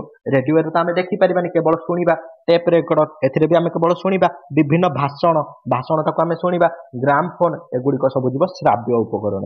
ତାହେଲେ ଦୃଶ୍ୟ ଶ୍ରାବ୍ୟ କୋଉଟା? ନା ଯୋଉଥିରେ ଉଭୟ ଦେଖି ହବ ଆଉ ଶୁଣି ହବ, ଯେମିତିକି ଟେଲିଭିଜନ, ଚଳଚ୍ଚିତ୍ର, ନାଟକ ଅଭିନୟ। ନାଟକ ଅଭିନୟରେ ଆମେ ନାଟକ ମାନେ ଲୋକମାନଙ୍କୁ ଦେଖିପାରିବା, ତା ସହିତ ତାଙ୍କ ଅଭିନୟକୁ ଦେଖିପାରିବା, ତା ସହିତ ସେମାନେ ଯୋଉ କଥାଟା କହୁଛନ୍ତି ତାକୁ ମଧ୍ୟ ଆମେ ଦେଖିପାରିବା, ଶୁଣିପାରିବା ସେ କଥାଟାକୁ। ତାହେଲେ ଏଗୁଡ଼ିକ କ'ଣ ହେଇଗଲା? ନା ଦୃଶ୍ୟ ଶ୍ରାବ୍ୟ ଉପକରଣ। ତାହେଲେ ଉପକରଣ ଆମେ ଜାଣିଦେଲେ। ତାହେଲେ ଶିକ୍ଷଣ ଉପକରଣ ଚୟନ କରିବା ବେଳକୁ ଆମେ କ'ଣ କ'ଣ ସବୁ ମାନେ କୋଉ କୋଉ ଦିଗକୁ ଆମେ ଗୁରୁତ୍ୱ ଦେବା, କାହା ପ୍ରତି ସତର୍କତା ଅବଲମ୍ବନ କରିବା, ତାକୁ ବର୍ତ୍ତମାନ ଦେଖିବା। ତାହେଲେ ଉପକରଣ ଗୁଡ଼ିକ ଦରକାର ହେଉଅଛି, ସେଗୁଡ଼ିକ କ'ଣ ପାଇଁ ଆମେ ଦରକାର କରୁଛେ? ନା ନୂଆ ପାଠକୁ ଶିଖେଇବା ପାଇଁ, ପ୍ରତିକାରକମୂଳକ ଶିକ୍ଷଣ ପାଇଁ, ଆଉ ସମୃଦ୍ଧ କାର୍ଯ୍ୟକ୍ରମ ପାଇଁ ତାହା ସ୍ଥିର କରାଯାଇଥାଏ। ଉପକରଣ ଗୁଡ଼ିକ ଆମର ଦରକାର ହେଉଛି କ'ଣ ପାଇଁ? ନା ଗୋଟେ ନୂଆ ପାଠକୁ ଆମେ ଶିଖେଇବା ପାଇଁ, ନୂଆ ଜିନିଷରେ ଯୋଉଟା ପିଲା କେବେ ଦେଖିନି, ଜାଣିନି, ତାକୁ ବୁଝେଇବା ପାଇଁ ଆମେ ଉପକରଣ ଦରକାର, ଯେମିତି ସେ ସହଜ ଭାବେ ବୁଝିପାରିବ। ଆଉ ଗୋଟେ ହେଲା ପ୍ରତିକାରକମୂଳକ ଶିକ୍ଷଣ ପାଇଁ, ଆଉ ଗୋଟେ ହେଲା ସମୃଦ୍ଧ କାର୍ଯ୍ୟକ୍ରମ ପାଇଁ। ତାହେଲେ ଯେତେବେଳେ ବି ଆମେ ଉପକରଣ ଚୟନ କରିବା, ପ୍ରଥମେ ଆମେ ଦେଖିବା ଆମର ଆର୍ଥିକ ସମ୍ବଳର ଉପଲବ୍ଧତା। ଆମ ପାଖେ କେତେ ପଇସା ଅଛି, ଆମେ ପଇସାକୁ ଦେଖିକି ତ ସେଇ ଅନୁସାରେ ଉପକରଣ କରିବା ନା। ଆଉ ଯଦି ଆମ ପାଖେ ସେତିକି ପଇସା ନାହିଁ, କିନ୍ତୁ ଆମେ ବଡ଼ ଉପକରଣ କିଣିପାରିବାନି, ତାହେଲେ ଏଇ ଯୋଉ ବଡ଼ ଉପକରଣ କିଣିପାରିବାନି ସିନା, କିନ୍ତୁ ତାର ଅଲ୍ଟରନେଟିଭ୍ ଆମକୁ ଖୋଜିବାକୁ ପଡ଼ିବ। ଅର୍ଥାତ ଆମ ପାଖରେ ଯଦି ପଇସା ଅଛି, ତାମାନେ ଆମେ କମ୍ପ୍ୟୁଟର ଆଣିବା, କିନ୍ତୁ ଆମ ପାଖରେ ଯଦି ପଇସା ନାହିଁ, ତାମାନେ ଆମେ କାର୍ଡବୋର୍ଡ ତାକୁ ଡ୍ରଇଂ କରିକି ଦେଖିପାରିବା, କିମ୍ବା ଆଉ କୌଣସି ଉପରେ ଆମେ ତାକୁ କରିପାରିବା। ତେଣୁ ଆର୍ଥିକ ସମ୍ବଳକୁ ଦେଖିକି ଆମେ ଉପକରଣ ଗୁଡ଼ିକ ଚୟନ କରିବା। ତାପରେ ଉପକରଣର ସହଜ ଲବ୍ଧଟା ଯେମିତି ସହଜରେ ମିଳିପାରୁଥିବ, ଯେମିତିକି ଗାଁ ଗହଳିରେ ମିଳିପାରୁଥିବ, ପିଲାମାନେ ତମର ଯୋଉ ପରିବେଶରେ ତମେ ପଢ଼ଉଛ, ଯୋଉଠି ତମର ସ୍କୁଲ ଅଛି, ସେଇ ଚତୁଃପାର୍ଶ୍ୱରେ ମିଳିପାରୁଥିବ, ସେଇଭଳିଆ ଉପକରଣ ଆମେ ଯଦି ଆଣିବା, ତାହେଲେ ପିଲାମାନଙ୍କର ଚତୁଃପାର୍ଶ୍ୱରେ ଦୈନନ୍ଦିନ ଜୀବନରେ ସେ ତା ସଂସ୍ପର୍ଶରେ ଆସୁଥିବେ, ଆଉ ତାକୁ ଯେତେବେଳେ ଆମେ ଦେବା, ତାହେଲେ ତାଙ୍କୁ ମଧ୍ୟ ଖୁସି ଲାଗିବ, ନାଇଁ ଆମ ଏରିଆର କଥାବାର୍ତ୍ତା ଏମାନେ କରୁଛନ୍ତି। ତେଣୁ ଆର୍ଥିକ ସମ୍ବଳର ଆଉ ସହଜରେ ଉପଲବ୍ଧ ହେଉଥିବ, ତାକୁ ଆମେ ଦେଖିବା। ତାପରେ ବିଷୟବସ୍ତୁ ପାଇଁ ଉପଯୁକ୍ତ କି ନାହିଁ, କୌଣସି ବିଷୟ, ଗଣିତ ପାଇଁ ଅଲଗା ଉପକରଣ, ବିଜ୍ଞାନ ପାଇଁ ଅଲଗା ଉପକରଣ, ଭୂଗୋଳ ପାଇଁ ଅଲଗା ଉପକରଣ। ତେଣୁ ସବୁ ବିଷୟ ଅନୁଯାୟୀ ଯୋଉ ବିଷୟ ପାଇଁ ଯୋଉ ଉପକରଣ ଦରକାର, ସେଇଭଳିଆ ଆମେ ଚୟନ କରିବା। ତାପରେ ଶିଖିବା ପାଇଁ ଥିବା ବିଷୟବସ୍ତୁ ପାଇଁ ଉପଯୁକ୍ତ ଆସି ଦେଖିଲେ। ତାପରେ ଅନୁସୃତ ଶିକ୍ଷାଦାନ ଶିକ୍ଷଣ ପ୍ରଣାଳୀ ପାଇଁ ଉପଯୁକ୍ତ କି? ଆମେ ଯୋଉ ମେଥଡରେ ପଢଉଛେ, ମନେକର ଆମେ ଲର୍ଣ୍ଣର ସେଣ୍ଟର ମେଥଡରେ ପଢଉଛେ ଶିକ୍ଷାର୍ଥୀ କେନ୍ଦ୍ରରେ, ତାହେଲେ ସେଇ ଶିକ୍ଷାର୍ଥୀ କେନ୍ଦ୍ରିକ ଉପକରଣ ଆମକୁ ବାଛିବାକୁ ପଡ଼ିବ। ଅର୍ଥାତ୍ ଯୋଉଥିରେ ପିଲା ସମସ୍ତେ ଭାଗ ନେଇକି ଶିଖିପାରୁଥିବେ, ସେଇଭଳିଆ ଉପକରଣ ବାଛିବାକୁ ପଡ଼ିବ। ତାହେଲେ ଆମେ କ'ଣ କରିବା? ଆଉ ମନେକର ଆମର ନାଟକ ଅଭିନୟ ଚାଲିଛି, ତାହେଲେ ନାଟକ ଅଭିନୟ ମାଧ୍ୟମରେ ଆମେ କିମ୍ବା ଖେଳ ମାଧ୍ୟମରେ ଯେମିତି ଆମେ ଯୋଉ ଉପକରଣ ଦରକାର, ଆମକୁ ଲର୍ଣ୍ଣର ସେଣ୍ଟର କହିଲେ ଶ୍ରେଣୀଗୃହରେ ଆମର ଶିକ୍ଷାର୍ଥୀ କେନ୍ଦ୍ରିକ ପଦ୍ଧତିରେ ତ ସେଇ ଉପକରଣ କଦାପି ହବନି, କାରଣ ଖେଳ ବେଳକୁ ଆମର ଖେଳ ରିଲେଟେଡ୍ ଉପକରଣ ଦରକାର। ତେଣୁ ଆମକୁ ପଦ୍ଧତି ମଧ୍ୟ ମ୍ୟାଟର କରେ, ବିଷୟ ମ୍ୟାଟର କରିବ, ଆଉ କୋଉ ଉପାୟରେ ଆମେ ପଢଉଛେ ତାକୁ ମଧ୍ୟ ଆମର ମ୍ୟାଟର କଲେ କୋଉ ଭଳିଆ ଉପକରଣ ହବ। ନେକ୍ସଟ ହେଲା ପିଲାମାନଙ୍କର ଶିକ୍ଷଣ ସ୍ତର, ବୟସ ଆଉ ସୋପାନ ଦୃଷ୍ଟିରୁ ଉପଯୁକ୍ତ କି ନାହିଁ, ତାଙ୍କର ସେତିକି ବୟସ ହେଇଛି କି ନାହିଁ, ସେଇ ଅନୁସାରେ ଆମେ ତାଙ୍କୁ ଗୋଟେ ଉପକରଣ ଦେବା, ଯାହାକୁ ସେ ଭଲ ଭାବେ ବୁଝିପାରୁଥିବେ। ତାପରେ ହେଲା କେଉଁମାନଙ୍କ ପାଇଁ ଉପକରଣ ଉଦ୍ଦିଷ୍ଟ, କହିଲେ ଏଇ ଯୋଉ ବୟସ ଆଉ ଶିକ୍ଷଣ ପାଇଁ। ତାପରେ ଉପକରଣ ଗୁଡ଼ିକ ମନରେ ବିଭ୍ରାନ୍ତ ସୃଷ୍ଟି କରିବ କି? ଏଟାକୁ ମଧ୍ୟ ଆମକୁ ଦେଖିବାକୁ ପଡ଼ିବ ଯେ ଏଇ ଉପକରଣଟା ଆମେ ଯଦି ନେବା, ତାହେଲେ ପିଲାମାନେ ଆକୁ ସହଜରେ ଗ୍ରହଣ କରିବେ, ନା ତାଙ୍କ ଭିତରେ ପୁଣି ମାଡ଼ଗୋଳ ହବ, ସେମାନେ କନଫ୍ୟୁଜ ହେବେ, ବୁଝିପାରିବେନି। ତାହେଲେ ଏଟାକୁ ମଧ୍ୟ ଆମକୁ ଧ୍ୟାନ ରଖିବାକୁ ପଡ଼ିବ। ତାପରେ କେତେ ସମୟ ପାଇଁ ଆମେ ବ୍ୟବହାର କରିବା, ତାକୁ ମଧ୍ୟ ଆମକୁ ଧ୍ୟାନ ରଖିବାକୁ ପଡ଼ିବ। ଅର୍ଥାତ ଆମେ ଯଦି ସବୁବେଳେ ସେଇ ସେମ୍ ଉପକରଣଟା ଦେବା, କିମ୍ବା କ୍ଲାସରୁମରେ ଅଧିକ ସମୟ ଉପକରଣଟା ଦେବା, ତାହେଲେ ପିଲାମାନଙ୍କର ମଧ୍ୟ କୌତୁହଳ ଧୀରେ ଧୀରେ କମିଯିବ ସେଇ ସେମ୍ ଜିନିଷଟାକୁ ଦେଖିକି। ତେଣୁ ଆମକୁ ଉପକରଣର ସମୟଟାକୁ ବି ଭାବିବାକୁ ପଡ଼ିବ, ଯେ ଏତିକି ସମୟ ଦେଲେ ପିଲାମାନେ ପିଲାମାନଙ୍କର ଆଗ୍ରହ ଏଇଥିରେ ରହିବ। ଅଧିକ ସମୟ ଦେଇଦେଲେ ତାଙ୍କ ଆଗ୍ରହ କମିଯିବ, କମ ସମୟ ଦେଇଦେଲେ ଆମେ ସିଏ ଭଲସେ ଶିଖିପାରିବେନି। ତେଣୁ ଆମକୁ ସେଇ ଅନୁସାରେ ଆମକୁ କ୍ଲାସରୁମର ସିଚୁଏସନ ଦେଖିକି ଆମକୁ ମେଣ୍ଟେନ କରିବାକୁ ପଡିବ। ତାପରେ କୋଉ ଉପକରଣ ବ୍ୟବହାର କଲେ ଆମକୁ ପ୍ରତ୍ୟାଶିତ ଫଳାଫଳ ପିଲାଙ୍କ ଠାରୁ ମିଳିବ ତାକୁ ମଧ୍ୟ ଆମକୁ ଦେଖିବାକୁ ପଡିବ। ଯେ ଗୋଟେ ମେଥଡ ପାଇଁ ଆମ 2-3ଟା ଉପକରଣ ମଧ୍ୟ ହେଇପାରିବ, କିନ୍ତୁ ତା ଭିତରୁ କୋଉଟା ବେଷ୍ଟ ତାକୁ ବାଛିବାକୁ ପଡିବ। ତାପରେ ଆଉ କେଉଁ ଅତିରିକ୍ତ ଉପକରଣ ବ୍ୟବହାର କରିପାରିବା ତାର ଆବଶ୍ୟକତା ମଧ୍ୟ ପଡିପାରେ, ତାକୁ ମଧ୍ୟ ଆମକୁ ଦେଖିବାକୁ ପଡିବ। ତାପରେ ହେଲା ଉପକରଣକୁ ବ୍ୟବହାର କରିବା ପ୍ରଣାଳୀ। ଆମେ ଉପକରଣ ବାଛିଦେଲେ, ଏଇଭଳିଆ ପଏଣ୍ଟ ସବୁ ଆମର ଦେଖିଦେଲେ, ତମମାନେ ସମସ୍ତଙ୍କୁ ମୁଁ ବୁଝେଇଦେଲି। ଦେଖ ବର୍ତ୍ତମାନ ଆମେ ଦେଖିବା ଉପକରଣ ବ୍ୟବହାର କରିବା ପ୍ରଣାଳୀ। ତାହେଲେ କେମିତି ନା ଆମେ କୋଉ କୋଉ ଧ୍ୟାନ ଦେବା କାହାକୁ କାହାକୁ ନା ଉପକରଣକୁ ଦଳଗତ ବା ବ୍ୟକ୍ତିଗତ ଭାବେ ବ୍ୟବହୃତ ହେବ କି ନାହିଁ ଦେଖିବା। ତାପରେ ସବୁ ଦଳ ଆଉ ପ୍ରତ୍ୟେକ ପିଲା ପାଖରେ ଉପକରଣ ପହଞ୍ଚି କି ନାହିଁ ତାକୁ ଆମେ ତନ୍ନ ତନ୍ନ କରି ଦେଖିବା। ତାପରେ ଉପକରଣ ପାଇସାରିଲା ପରେ ପିଲାମାନେ ଏହାକୁ ବ୍ୟବହାର କରୁଛନ୍ତି କି ନାହିଁ ତାକୁ ଆମେ ଦେଖିବା। ତାଙ୍କୁ ଗାଇଡ କରିବା ଯେ ଏଇଭଳି ଉପକରଣଟାକୁ ବ୍ୟବହାର କର। ଯଦି ବ୍ୟବହାର କରିପାରୁନାହାନ୍ତି କେଉଁ ସହାୟତା ଦେଲେ ସେମାନେ ଏହାକୁ ବ୍ୟବହାର କରିପାରିବେ ତାହା ସ୍ଥିର କରିବା। ସେମାନେ ଯଦି ଜାଣିପାରୁନାହାନ୍ତି ଆମେ ତାଙ୍କୁ କହିବା ନାହିଁ ଏଇ ଉପକରଣଟା ଏଇଭଳିଆ ବ୍ୟବହାର କର, ଏଇଥିରୁ ତମର ଏଇ ଆଉଟପୁଟଟା ପାଇବ, ତାଙ୍କୁ ବୁଝେଇବାକୁ ପଡିବ। ଉପକରଣ ବ୍ୟବହାର ପାଇଁ ଦିଆଯାଉଥିବା ସୂଚନା ପିଲାମାନେ ବୁଝିଛନ୍ତି କି ନାହିଁ ତାକୁ ଦେଖିବା। ଉପକରଣ ଉପଯୁକ୍ତ ବ୍ୟବହାର ପାଇଁ ଆବଶ୍ୟକ ସହାୟତା ଯୋଗାଇ ଦେବା। ଯଦି ଉପକରଣ ପିଲାମାନଙ୍କ ପାଇଁ ଉପଯୁକ୍ତ ହଉନାହିଁ ତାହେଲେ ଯଦି ସେମାନେ ସେଥିରୁ କିଛି ଜାଣିପାରୁନାହାନ୍ତି ତାହେଲେ ତାର ଅଲ୍ଟରନେଟିଭ ଆମେ ଖୋଜିବା, ଅନ୍ୟ ଉପକରଣ ଯୋଗାଇ ଦେବା, ତାର ଅଲ୍ଟରନେଟିଭ ଖୋଜିବା। ତାପରେ ଉପକରଣ ଗୁଡ଼ିକ ପିଲାମାନେ ଆଗ୍ରହ ଆଉ ଆନନ୍ଦ ସହକାରେ ବ୍ୟବହାର କରୁଛନ୍ତି କି ନାହିଁ ତାକୁ ମଧ୍ୟ ଆମକୁ ଦେଖିବାକୁ ପଡିବ। ତାହେଲେ ଏଇ ସବୁକୁ ଆମକୁ ଧ୍ୟାନ ଦେବାକୁ ପଡିବ ଯେତେବେଳେ ଆମେ ଉପକରଣ ସଂଗ୍ରହ କରିବା। ତାହେଲେ ଉପକରଣ ସଂଗଠନ କହିଲେ ଉପକରଣକୁ ଆମେ କିପରି ଶ୍ରେଣୀ ଗୃହରେ ବ୍ୟବହାର କରିବା, କୋଉ ସମୟରେ ବ୍ୟବହାର କରିବା ତା ବିଷୟରେ ଆମେ ଟିକେ ଆଉ ଡିଟେଲ ଡିସ୍କସନ କରିଦେବା। ଦେଖ ଶିକ୍ଷାଦାନ ଶିକ୍ଷଣ ଉପକରଣ ମଧ୍ୟରେ ବିଭିନ୍ନ ପ୍ରକାର ଡାଇସ୍, ରଙ୍ଗ ବେରଙ୍ଗର ଗୋଲି, କାଠି, ବିଭିନ୍ନ ବିଷୟର ଫ୍ଲାସ କାର୍ଡ, ଅକ୍ଷର, ସଂଖ୍ୟା କାର୍ଡ, ଚିତ୍ର, ମଡେଲ, ପୋଷ୍ଟର, ବିଭିନ୍ନ ପ୍ରକାର ଗୀତ, ଗପ କାର୍ଡ, ଗପ ବହି, ଢଗ ଢମାଳି, ଲୋକକଥା, ଲୋକଗୀତ ଏ ସବୁ ଆମେ ଅନ୍ତର୍ଭୁକ୍ତ। ଏ ସବୁ କିଛି ବିଭିନ୍ନ ପ୍ରକାର କାର୍ଯ୍ୟପଦ, ତାପରେ ମ୍ୟାଥିମ ଏ ସବୁ ଆମର କୋଉଥିରେ ଯାଉଛି ନା ଉପକରଣରେ ଯାଉଛି। ଏହି ସବୁ ସାମଗ୍ରୀ ଗୁଡ଼ିକ ଆଗରୁ ସଂଗ୍ରହ ଆଉ ପ୍ରସ୍ତୁତ କରାଯାଇ ଶିକ୍ଷଣ କୋଣରେ ରଖାଯିବା ଆବଶ୍ୟକ। ସବୁ ଗୁଡ଼ିକ ଆଗରୁ ଆମର ସାଇତିକି ରଖିବା ଆବଶ୍ୟକ। ଏଇଟା ନାହିଁ ଯେ କ୍ଲାସରୁମ ହେଇଛି, କ୍ଲାସରୁମ ଅଧାରେ ଆମର ଦରକାର ପଡ଼ିଲା ପିଲାଟାକୁ କହିବା ଯା ତମେ ଏଇଟା ଆଣ। ତେଣୁ ସବୁ କିଛି ଆଗରୁ କଣ କରିବା ନା ସେମିତି ହେଲେ ପିଲାର ଡିଷ୍ଟର୍ବ ହବ, କ୍ଲାସରୁମ ପାଠ ପଢାରେ ମଧ୍ୟ ବ୍ୟାଘାତ ସୃଷ୍ଟି ହବ, ଯୋଉ ଫ୍ଲୋ ଆମର ଥିବ ସେଟା ମଧ୍ୟ ବ୍ୟାଘାତ ସୃଷ୍ଟି ହବ। ସେଥିପାଇଁ ଆମେ କଣ କରିବା ନା ପ୍ରଥମେ ସବୁ ଗୁଡ଼ିକ ଆଣିକି ଆମର ଯୋଉ ଶିକ୍ଷଣ କୋଣ ଅଛି ସେଇଠି ରହିଥିବା ଦରକାର କ୍ଲାସରୁମ ଆରମ୍ଭ ହେବା ପୂର୍ବରୁ। ପିଲାମାନେ ଶିଖିବା ସମୟରେ ଶିକ୍ଷଣ କୋଣରୁ ସେମାନଙ୍କର ଆବଶ୍ୟକତା ଥିବା ଶିକ୍ଷଣ ସାମଗ୍ରୀ ଗୁଡ଼ିକ ଆଣି ଆଉ ବ୍ୟବହାର କରିବେ। ଏହାଦ୍ୱାରା ସେମାନଙ୍କର ଶିକ୍ଷଣ ସହଜ ଆଉ ବୋଧଗମ୍ୟ ହେବ ଆଉ ଅଧିକ ନୂଆ କଥା ଶିଖିବା ପାଇଁ କାର୍ଯ୍ୟପଦ ଆଗରୁ ପ୍ରସ୍ତୁତ ହୋଇଥିଲେ ଶିକ୍ଷକଙ୍କ ଅନୁପସ୍ଥିତିରେ ମଧ୍ୟ ସେମାନେ ଏହାର ଉପଯୋଗ କରି ନିରୂପିତ ଦକ୍ଷତା ହାସଲ କରିପାରିବେ। ଆଗରୁ ମଧ୍ୟ ଆମକୁ କାର୍ଯ୍ୟପଦ ପ୍ରସ୍ତୁତ କରିକି ଶିକ୍ଷଣ କୋଣରେ ରଖିବା ଆବଶ୍ୟକ, ଯାହାଫଳରେ ଯେତେବେଳେ ଶିକ୍ଷକ ନଥିବେ ସେତେବେଳେ ମଧ୍ୟ ସେମାନେ ସେଇ କାର୍ଯ୍ୟପଦରେ ଯୋଉ କୋଶ୍ଚିନ୍ ଅଛି ତାକୁ ସେମାନେ ଆପ୍ଲାଏ କରିକି ସେଇ କୋଶ୍ଚିନ୍ର ଆନ୍ସର କରିକି ସେମାନେ ନିଜେ ମଧ୍ୟ ପାଠ ପଢି ପାରିବେ, ନିଜେ ଶିଖିପାରିବେ। ତାପରେ ବିଭିନ୍ନ ପ୍ରକାର ଉପକରଣ ସଂଗ୍ରହ, ପ୍ରସ୍ତୁତି, ବ୍ୟବହାର ଓ ସଂରକ୍ଷଣରେ ଶିକ୍ଷକ, ଶିକ୍ଷାର୍ଥୀ ଓ ଅନ୍ୟାନ୍ୟ କୁଶଳୀ ଲୋକଙ୍କର ସାହାଯ୍ୟ ନେଲେ ଅଳ୍ପ ଖର୍ଚ୍ଚ ସ୍ୱଳ୍ପ ପରିଶ୍ରମରେ ବହୁ ଉପକରଣ ପ୍ରସ୍ତୁତ ହୋଇ ରଖାଯାଇ ପାରିବ।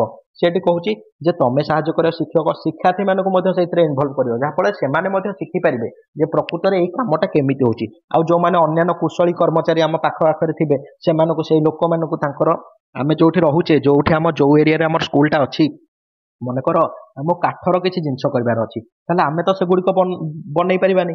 ଆମେ କଣ କରିବା ନା ସେଇ ପିଲାମାନଙ୍କର ପାଖରୁ ତାଙ୍କ ପ୍ୟାରେଣ୍ଟସକୁ ହଉ କିମ୍ବା ତାଙ୍କ ଗାଁ ପାଖରୁ ଯିଏ ବି ସେ ସ୍କୁଲ ପାଖରେ ଯିଏ ବି କାଠ କାମ କରୁଛନ୍ତି ତାଙ୍କୁ ଆମେ ସ୍କୁଲକୁ ଡାକିବା, ସିଏ ସେଇଠି କାମ କରିବେ, ପିଲାମାନଙ୍କୁ ଆମେ ସେଇଠିକି ନେଇକି ଯିବା, ପିଲାମାନେ ମଧ୍ୟ ଦେଖିବେ, ଶିକ୍ଷକ ମଧ୍ୟ ଦେଖିବେ, ଯାହାଫଳରେ ପିଲାମାନେ ମଧ୍ୟ ଶିଖିପାରିବେ ନାହିଁ ଏଇଭଳି କାମଟା ହଉଛି। କାରଣ ଆମକୁ ସବୁ କିଛି ଶିଖିବାକୁ ପଡିବ। ତେଣୁ ସେଇଟା ସେ କହୁଛନ୍ତି ଯେ ଅନ୍ୟାନ୍ୟ କୁଶଳୀ କର୍ମଚାରୀ, ଶିକ୍ଷକ, ଶିକ୍ଷାର୍ଥୀ ସମସ୍ତେ ଯଦି ଆମେ ଭାଗ ନେବା ତାହେଲେ ଅଳ୍ପ ଖର୍ଚ୍ଚ ମଧ୍ୟ ହବ, ପରିଶ୍ରମ ମଧ୍ୟ ଆମର ଅଳ୍ପ ହବ ଆଉ ଆମେ ସବୁ କିଛି ଭଲ ଭାବେ ଶିଖି ପାରିବା।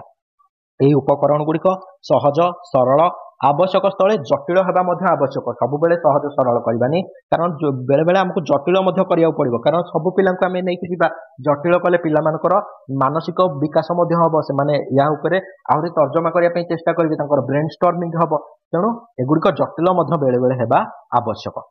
ଅଧିକ ଧୀ ସମ୍ପନ୍ନ ପିଲାମାନେ ମଧ୍ୟ ଶିଖିବା ପାଇଁ ଅଧିକ ଜଟିଳ ଉପକରଣ ଆବଶ୍ୟକ କରୁଥିବା ବେଳେ ମନ୍ଥରଗାମୀ ପିଲାମାନଙ୍କ ପାଇଁ ଅପେକ୍ଷାକୃତ ସରଳ ଉପକରଣ ଆବଶ୍ୟକ କରନ୍ତି। ତେଣୁ ସମସ୍ତଙ୍କୁ ଦେଖିକି ଆମେ ସହଜ, ସରଳ ଆଉ ଜଟିଳ ଉପକରଣ ମଧ୍ୟ ଆମକୁ ପ୍ରୟୋଗ କରିବାକୁ ପଡିବ, ପ୍ରସ୍ତୁତ କରିବା ପାଇଁ ପଡିବ। ନେକ୍ସଟ ଦେଖ प्रत्येक पिलार शिक्षण को निश्चित करने जोठी जमी उपकरण आवश्यक सेगुड़िक उपलब्ध करवा जी सरल बुझीपार ताको सरल उपकरण देवा जी जटिल बुझीपार जटिल उपकरण देवा बुझिपाल जमीक कौन पिला अनाग्रह हे ना अर्थात बिना आग्रह प्रकाश जमी समस्त उपकरण साहाय्य पुनश्च शिखा समय पिलाने उपकरण गुड़िक व्यवहार कर असुविधार सम्मुखीन हेले से किपर व्यवहार करेंगे से आमको व्यवस्था करा पड़ो यह कार्य आवश्यक स्थले कौन शिक्षार्थी मान सहायता निपारे अन्य शिक्षार्थी जी भी व्यवहार कर आसी से बुझे पार यह कथाटा कहु। नेक्स्ट देख जदि कौन कारण पिलाने शिक्षण उपकरण व्यवहार कर असमर्थ हुए ता बदल में पिलाମାନଙ୍କୁ अन्य उपकरण जोगाई से शिक्षण को सहज और सरल करने आवश्यक जोटा आगू आम बुझीदे आगुरी बुझे जदि से गोटे उपकरण किसी सुखी पार ना तार विकल्प कौन तार अल्टरनेटिव कौन से उपकरण को आमको जोगाड़ करने को पड़ो तापर उपकरण गुड़िक एपरी प्रस्तुत होता आवश्यक जपरी एगुड़ी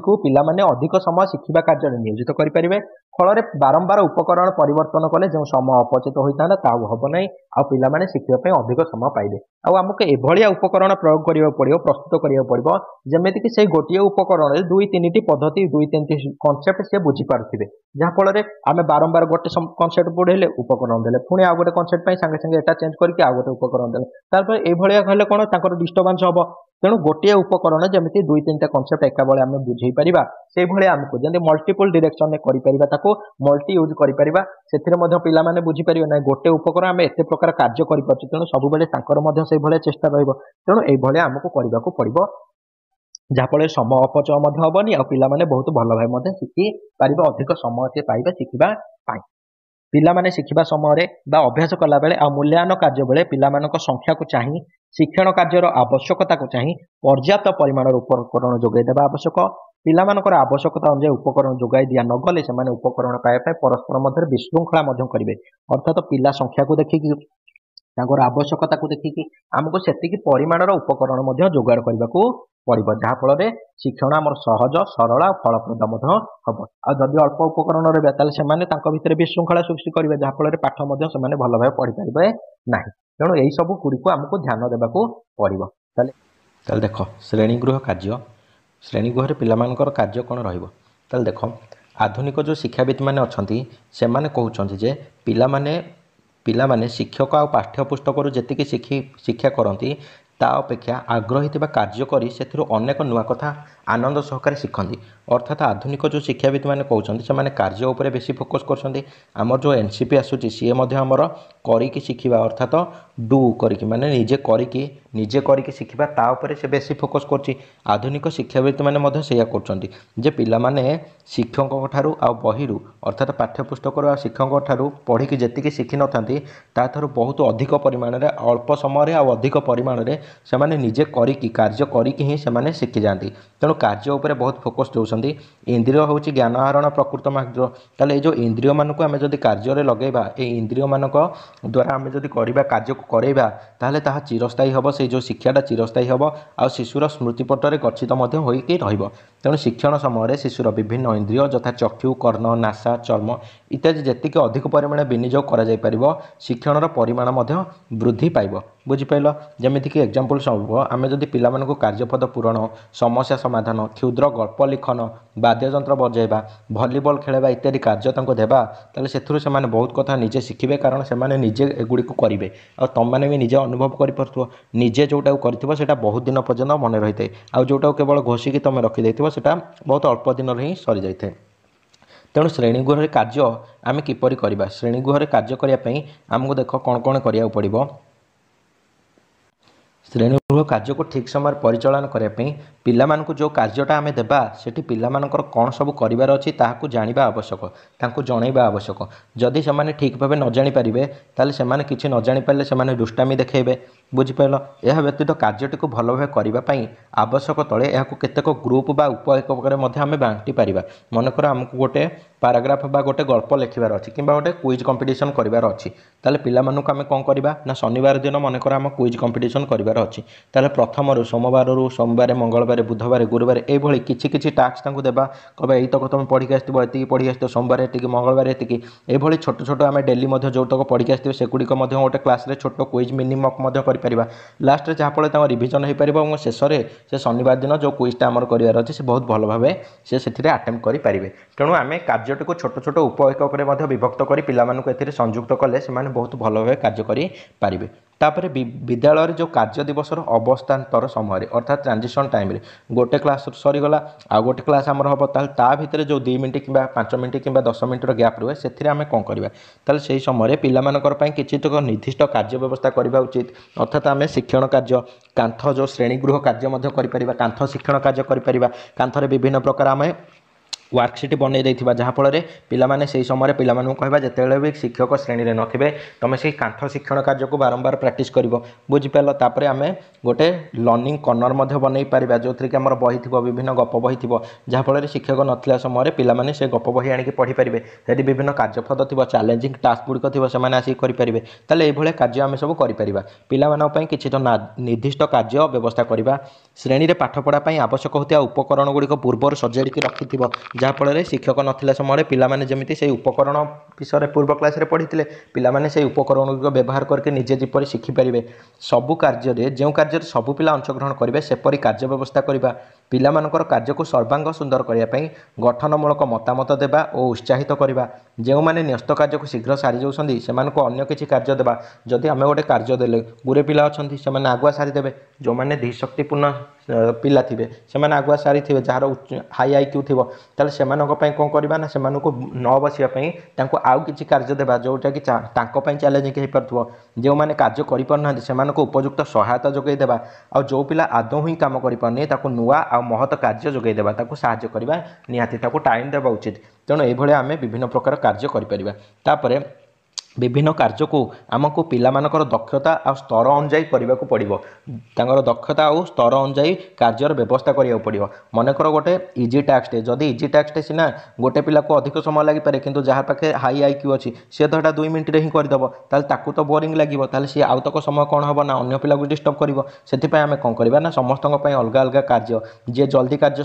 करदे आउ कि एक्सट्रा आम वर्क देवा जोटा कि चैलेंजिंग हो जी कर आहरी टी कमेकी इजी टैक्स देवा सहज टैक्स देवा जहाँफल ताकू खुशी लगे ना हाँ मुझे किसी से भी किसी कर तेणु ता मन हीन भावना सृष्टि हेनी तेणु जो पिलार जो भाया दरकार शिक्षक ता बहुत भल भाव जानी सारी शिक्षक निज श्रेणी सब पिलांकर दक्षता ही जानी तेणु पिलामानकर दक्षता अनुसार शिक्षक श्रेणी कार्य देवा उचित ताहले श्रेणी कार्य न्यस्त करने पर प्रणाली किसी धारणा प्रदान करने कौन कौन परामर्श सब अच्छी क्यों कार्य करार अच्छी और कार्य करने की सूचना अच्छी एगुड़िक पिलामाने जानिबा निहाती दरकार कार्यटी क्यों उपकरण क्यों क्रम व्यवहृत हम ताहा जानिबा दरकार कार्यटी व्यक्तिगत हम ना दलगत हम ताकू जणाइबा दरकार आ कार्यटी केतेबेले गृह रे उपस्थापन होई भूल थिले आवश्यक संसाधन कर इत्यादि रहिबा दरकार तापरे पिलामानकर कार्यर तदारख एतिक आम पढ़ीदे पिलामानकु को भाया कार्य दब ए बेसी किसी क्वेश्चन आसबनी खाली यहाँ माने 4टा ऑप्शन देथिबो से तुमको माने थिंकिंग बेस्ड ये क्वेश्चन गुड़ा जे पिलामानकु जो माने सहज कार्य जो माने किछि करि पना तांकु सहज देबा जो माने कष्ट माने टिके हाई आईक्यू अछि तांकु टिके तांको लेवल आम कार्य देबा ए भलिया एथरो ऑड एंड आउट क्वेश्चन आसीबो बर्तमान आम देखिए पिलामाने किपरि शिखंती ता पूर्व आम पढ़ा कौन ना अभिप्रेरणा विषय अभिप्रेरणा विषय मुझे तुमको कहीदे अभिप्रेरणा है कौन ना जितेबाला आम गोटे कम करुचे अभिप्रेरणा कौन करे ना सेटा गोटे काटालिस्ट टाइप्र आम जमी अभिप्रेरणा हूँ गोटे एमती जिनस जोटा कि कार्य को आमर कौन करे ना कार्य को त्वरान्वित कर साहाय्य करे मनकर आम गोटे कार्य करुचे आमको आउ टे किए आसिक उत्साहित करदेला ना हाँ भल मनकर गोटे पिलाटे एग्जांपल जदि नेबा गोटे पिलाटे खेलुची गोटे पिलाटे खेलुची ताकू आसिक आउ दी जण ता बापा माँ हो कि गुरुजी गुरुजन हो बड़ लोक आसिक कहीदेले हाँ भल खेलुचु भल भाव प्राक्ट कर आहरी भल कर ता मन आहरी गोटे उत्साह हम ना मत समस्त सपोर्ट कर यहीटा को आम कह अभिप्रेरणा अर्थात ताकू लोक आसिक उत्साहित कले तेणु ताकू आहरी खेलने मन है सी आहरी भल खेला और गोटे भल क्रिकेटर हो कि गोटे प्लेयर हो सी बाहरी पड़ा ताले एटा को आमे कहते अभिप्रेरणा। अभिप्रेरणा कौन करे ना कार्य को त्वरान्वित करिबारे साहाय्य करे। ताले एई अभिप्रेरणा को आमे दुई भागे विभक्त करछे, गोटे बाह्य अभिप्रेरणा आ गोटे हला अंतः अभिप्रेरणा। बाह्य अभिप्रेरणा को आमे कहते एक्सटर्नल मोटिवेशन आ अंतः अभिप्रेरणा को आमे कहते इंटरनल मोटिवेशन। ताले देखो बाह्य अभिप्रेरणा आ अंतः अभिप्रेरणा ता पूर्व आमे देखिबा अभिप्रेरणा शब्दटी कोठु आछि। अभिप्रेरणा शब्दटी आछि मोटिव। अभिप्रेरणा को आमे इंग्लिश रे कोन कहते मोटिवेशन। ताले जो अभिप्रेरणा शब्दटी है मोटिव नामक शब्द रु आछि, मन रखि दबो। ताले जो मोटिव शब्दर अर्थ कोन क्रियाशील बा गतिशील करैबा। मु कहली ना कार्यटा को क्रियाशील करैबारे सहाय्य करे किए ना एई अभिप्रेरणा। ताले अभिप्रेरणा शब्दटी आसिला हमर मोटिव रु, जार अर्थ क्रियाशील बा गतिशील करैबा। बुझि पाइलो एतिकी। ताले अभिप्रेरणा आमे पढ़ीदेले दी प्रकार बाह्य अभिप्रेरणा आ गोटे हला आभ्यंतरीण अभिप्रेरणा बा जोटा को आमे अंतः अभिप्रेरणा कहूचे। ताले फास्ट आमे बाह्य अभिप्रेरणा विषय रे पढ़िबा जोटा को आमे एक्सटर्नल मोटिवेशन कहूचे। ताले छोट पिला मन रे स्वकीय अभिप्रेरणा देखा जाय नै। स्वकीय अर्थ निजे निजे केबे भी सेमान अभिप्रेरित होई कि पाठ पढ़ंती नाही। सेति पई आमे तांकू प्रशंसा करिबा उचित किबा पुरस्कार देबा, कहबा तू पाठ पढ़, एटा तो देबी, चॉकलेट देबी कि गाड़ी देबी कि साइकिल देबी कि तम पई मोबाइल देबी। ताले एई भलिया किबा भलो नंबर तापरे माने से धर भलो काम करछि ताले ताको आमे रैंक देबा नाही, तू 10 रु 10 रखिलु, 10 रु 9 रखिलु, तापरे ताको आमे कोन देबा मेडल दे परिबा नाही, भलो पाठ पढिछु तेणु जहा फळे ताको उत्साह हबो। ताले एई सब होला बाह्य अभिप्रेरणा जोरा बाहरु दिया जाय। प्रशंसा अन्य जणे लोक दबो, पुरस्कार अन्य जणे लोक दबो, भलो नंबर अन्य जणे लोक ही दबो, सम्मान बा स्वीकृति जदि ताको देबा ताले सेही आशा रे हेई कि मध्य पिलाटी पाठ पढि पारे। गाली देबा, निंदा देबा, माड़ डर रे मध्य पिला माने कोन करंती पाठ पढंती, तेणु गाली देबा, निंदा देबा, माड़ देबा एगुडी को मध्य अभिप्रेरणा रे जाउची। जेहेतु अभिप्रेरणा काम है कौन, अभिप्रेरणा मुझे तुमको सिंपली कहली जी कार्य को त्वरान्वित कर साहाय्य करे। ताले जो गाली देवा द्वारा कि निंदा कि माड़ डर में पिला माने पाठ पढ़ी दिखती ताले एटा कौन ना कार्य को त्वरान्वित कला। तेणु एगुड़िक आमर अभिप्रेरणा जाऊँगी, किंतु कौ भाया ना बाह्य अभिप्रेरणा, कारण एरा बाहर दि जाऊँगी। द्वंद्वर मुक्ति पाइबा आशारे हेतु शिशु माने उत्तम आचरण और शिक्षा करें। एगुड़िक होगला कौन ना बाह्य अभिप्रेरणा।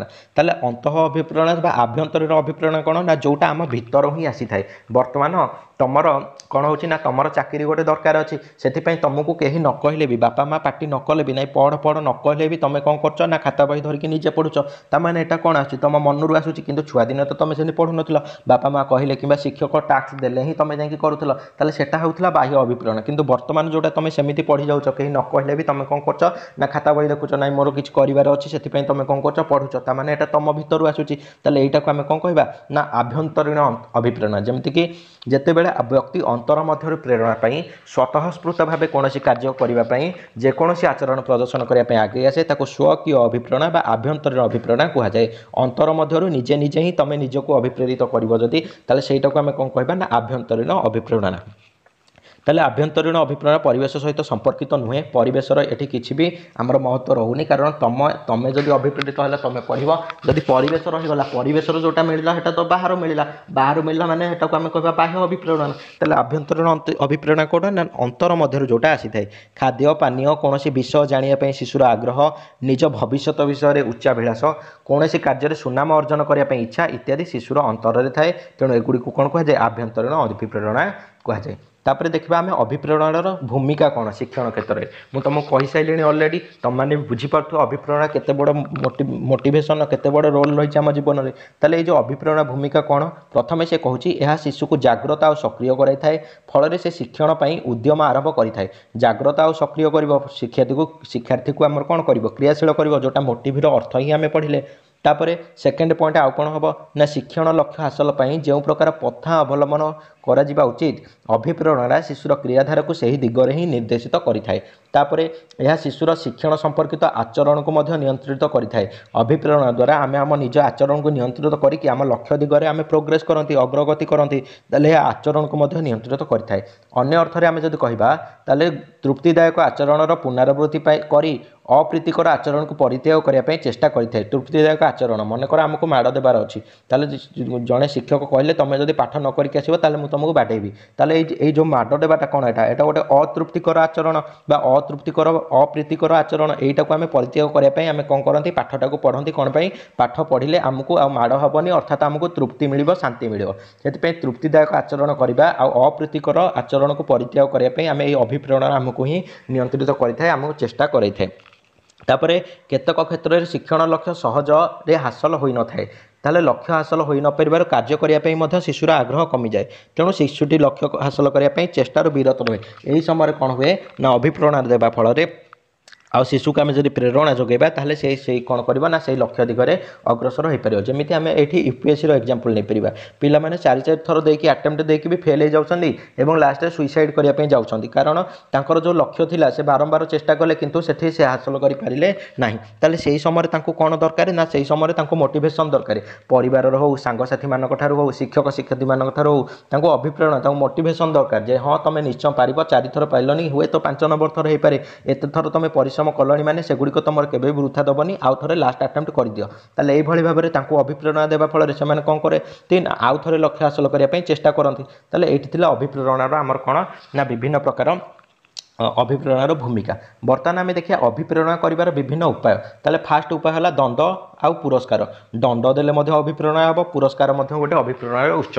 दंड देले पिला माने दंड भय अर्थात माड़ खाइबा फल से पाठ पढ़े आ पुरस्कार देवा फल हाँ मुझे जीतबी अन्य मुझे आगे रही प्राइजटा मोर करी से अनुसार लोग पिला माने परिश्रम करती ताले दंड आ पुरस्कार आमर कौन ना अभिप्रेरणा गोटे उत्स बा अभिप्रेरणा आम यही भाव में देपार ताले शिक्षार्थी मानक पाठ पढ़ा प्रति आकृष्ट करने शिक्षक पुरस्कार व्यवस्था करिपारंती श्रेणी रे अधिक नंबर रखी उत्तीर्ण होता पिला मानकु किसी आवार्ड जमी पुस्तक पोशाक कलम इत्यादि पुरस्कार प्रदान करागले से माने परवर्ती स्तर में भल चेष्टा करती बुझिपाल दंड अभिप्रेरणा एक विषय किंतु यह एक जटिल विषय दुष्कृति अनुसार दंड विधान अवश्य करणीय अर्थात दुष्कृति कहले जो भाया कम कर अनुसार आम दंड विधान निश्चय करवा उचित मात्र क्षणिक साधारण अपराध पर कठिन दंड देवा उचित नुहे यहाँ कहुई तेणु आधुनिक शिक्षा प्रणाली दंड को क्रमे कोहल कराऊ तुम मैंने देखि एवं दंड दंड विहीन आमर विद्यालय लिखा जाऊँगी ना नहीं दंडमुक्त अंचल अर्थात दंडटा को आम आउ अभिप्रेरणा भाव व्यवहार करूने कारण दंड द्वारा पिला मध्य गोटे भय ही रही था आउ गोटे तुमको कहनी बाह्य अभिप्रेरणा तो आम किसी दिन रही है किंतु अंत अभिप्रेरणा आभ्यंतरीण अभिप्रेरणा जोटा आम आए है मैक्सिमम टाइम यहाँ परमानेंट टाइप तुम भाव आ बाह्य अभिप्रेरणा टेम्पोरारी आमको पुरस्कार मिलूँ तो आम पाठ पढ़ा पुरस्कार जो दिन बंद करदे पे पाठ पढ़े तेणु सबुबले अंत अभिप्रेरणा आभ्यंतरीण अभिप्रेरणा शिशु मानक डेभलप करने चेष्टा करवा उचित एटा भी गोटे तुम पॉइंट से नोट करदेव तापर आउ किपरि आम अभिप्रेरणा दे पारिबा प्रशंसा और निंदा करिकी प्रशंसा करबा द्वारा पिला माने हाँ मु प्रशंसा पाइबी समस्त आगे से निजको क्रियाशील से कराई थाए आ निंदा भी शिक्षार्थी को क्रियाशील कराए किपरि निंदा न पाइबा उद्देश्य जदि जोटे पिलाटे आमर पाठ पढ़ी आसुनी शिक्षक ताको श्रेणीगृह आगे निंदा कले समस्त आगे अपमान देले ताले से कौन कर नेक्स्टर नाई जेपरी श्रेणी मानक ठारू छात्र छात्री मानक ठारू सांग मानक ठारू जेपरी से मुक्त पाइब मुक्ति पाइब से कौन कर ना पाठ पढ़ी आसब निंदारू मुक्ति पाइबा तेणु एटा गोटे प्रकार अभिप्रेरणा तापर फलाफल संबंध में ज्ञान अर्थात तुम जब फलाफल संबंध में तुम मनकर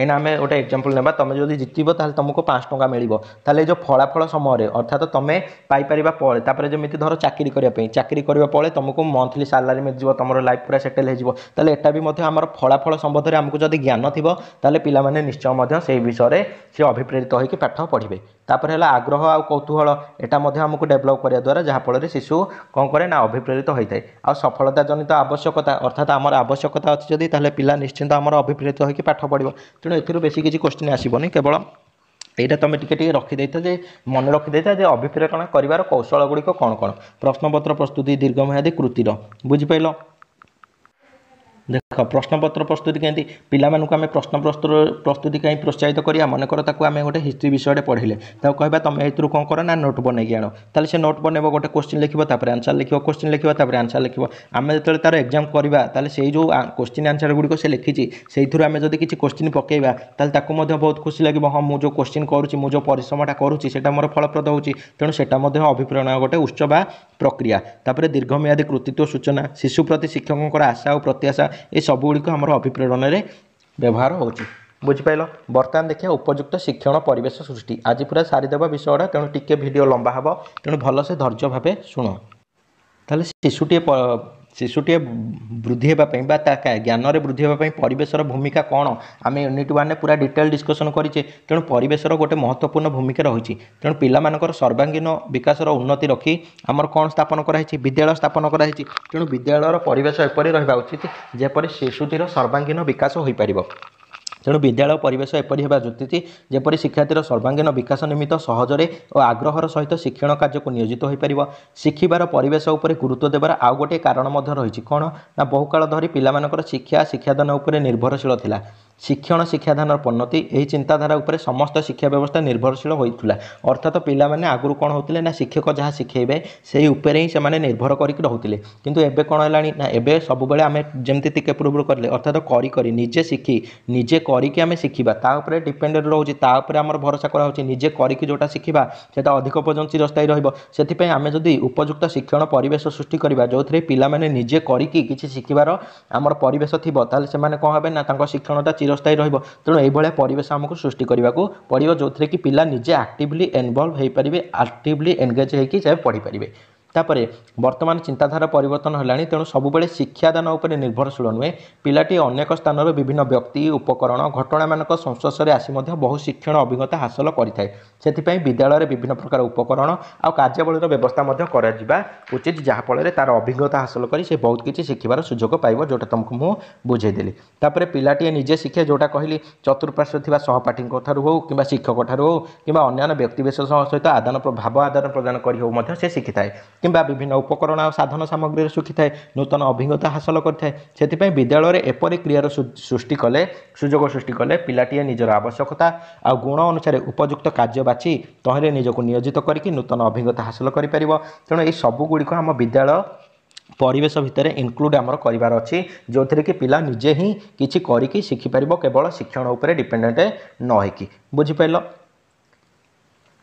तापर हैला विद्यालय परिवेश को आमर आनंदमय करने को चारोटी दिग प्रति गुरुत्व देवा पड़ो ये कहुई ताले से चारिटा दिग कौन प्रथम है पिलार मौलिक सुविधार व्यवस्था अर्थात तापाई शौचालय करा पड़ो तापाई प्लेग्राउंड करा पड़ो तापाई उपयुक्त क्लासरूम करा पड़ो क्लासरूम जपरी से भल भाव बसी पार अर्थात आमर फैन लाइटर सुविधा करने पड़ो तापर तार बसवा सिस्टम अर्थात डेस्क बेंच भल भाव करवा उचित अर्थात गोटे छोट पिलापाई आम जब उच्च हाई डेस्क करदेवा ताले से भलसे चढ़ी ही पारनी ता सहित आम जदि आलोकर व्यवस्था न करवा ताले पाठ पढ़ार असुविधा हे फैन व्यवस्था न कले ताले गरम हेले पिलाटी पढ़ा इच्छा हेनी तेणु जितक मौलिक सुविधार व्यवस्था आमको करने पड़ो। तापर बगीचा और प्राकृतिक परिवेश सृष्टि करवा उचित आम जदि उपयुक्त प्राकृतिक परिवेश सृष्टि न करवा जोटा ताहले पिला उपरे कौन करबो ना गोटे नेगेटिव इंपैक्ट पकेबो तेणु आमको उपयुक्त प्राकृतिक परिवेश मध्य सृष्टि करिवार उचित। तापर शिशुप्रिय उपादान तार जोरा जोरा उपादान खेल सामग्री गृह सेगुड़िक आमको करा पड़ो। तापर साधारण शिक्षण सुजोग ताको सुजोग देवा उचित जमी सबु पिला शिक्षण में भाग नहीं पारे से आमको करवा उचित। तापर मौलिक सुविधा कौन जाऊँगी ना जमी एग्जांपल तुमको देखिए बुझेदेली जे बसवा और चलप्रचल होगापी यथेष्ट स्थान निरापद पानीय जलर व्यवस्था करवा उचित शौचालय व्यवस्था विशेषकर झील पिला स्वतंत्र व्यवस्था करवा उचित श्रेणीगृह में आलोक और वायु चलाचल सुविधा करवा उचित।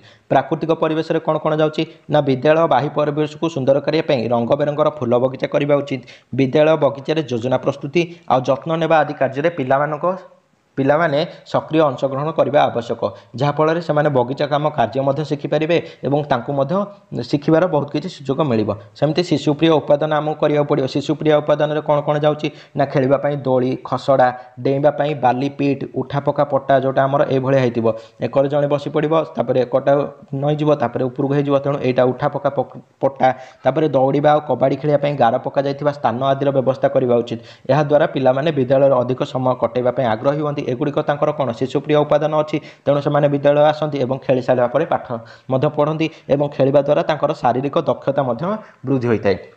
साधारण शिक्षण कार्य कौन जाऊँगी ना महामानव मानकर चित्र महतवाणी गल्पचित्र ज्ञातव्य तथ्यावली आदि को कांथ उपरे सजाई रखिले पिलामाने सेतिरु मध्य उत्तम ज्ञान हासिल करेंगे।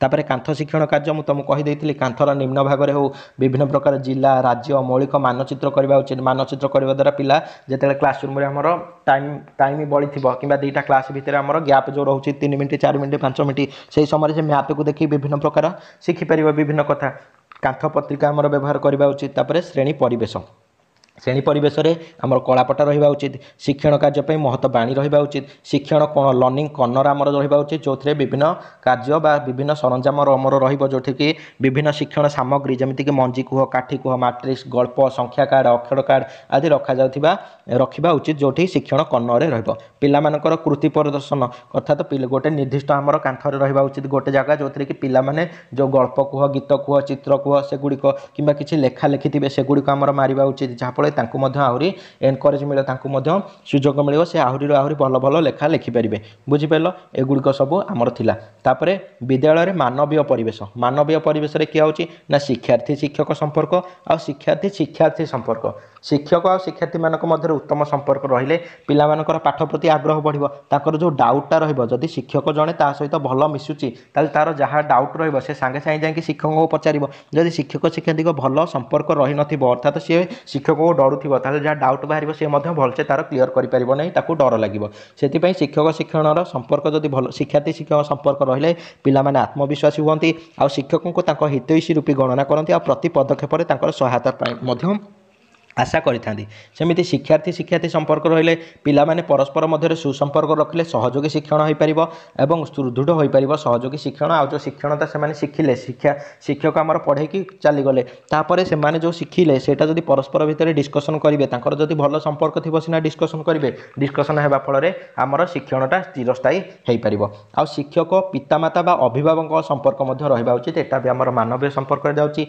मानवीय परिवेश रे आमर गला शिक्षार्थी शिक्षक शिक्षार्थी शिक्षार्थी आ शिक्षक आ अभिभावक तांको भितर संपर्क सुदृढ़ रहिबा उचित जहाँफल कौन हम ना शिक्षण अग्रगति को यह त्वरान्वित करिथाए आ तहिरे उपजिथिबा समस्या मानकर सफल समाधान मध्य शिक्षक आ पिता मानक मध्य नियमित आलोचना आ भावर आदान प्रदान द्वारा होइथाए गोटे पिलार जहाँ भी डाउट रोचे से तार अभिभावक जदि आसिक शिक्षक को कहब ताले शिक्षक मध्य जानीपारे आ श्रेणी गृह में पिलाटी कौन करुच्ची सी जदि अभिभावक को जनइबे ताले सी जानीपारे जहाँफल से मिलित हो किसी गोटे ठीक निष्पत्ति नेबे जो कि पिलार उचित डेभलपमेंट हो पार तेणु शिक्षक आ अभिभावक संपर्क निहाती जरूरी तापर शिक्षक व्यवहार समस्ते जान शिक्षक व्यवहार सामाजिक होगा उचित आ शिक्षक व्यवहार परिस्थिति उपर निर्भरशील होगा उचित शिक्षक व्यवहार शिक्षक शिक्षार्थी मध्य बेसी पर्यवेसित होगा उचित जहाँफल सब शिक्षार्थी ग्रहण करेंगे तापर शिक्षक व्यक्तिगत गुण तांको व्यवहार प्रतिफलित होगा उचित शिक्षक व्यवहार को देखी हम शिक्षक व्यवहार पार्थक्य बारी हो पारे तेणु शिक्षक व्यवहार परिमाणात्मक और गुणात्मक कार्यकाल उपर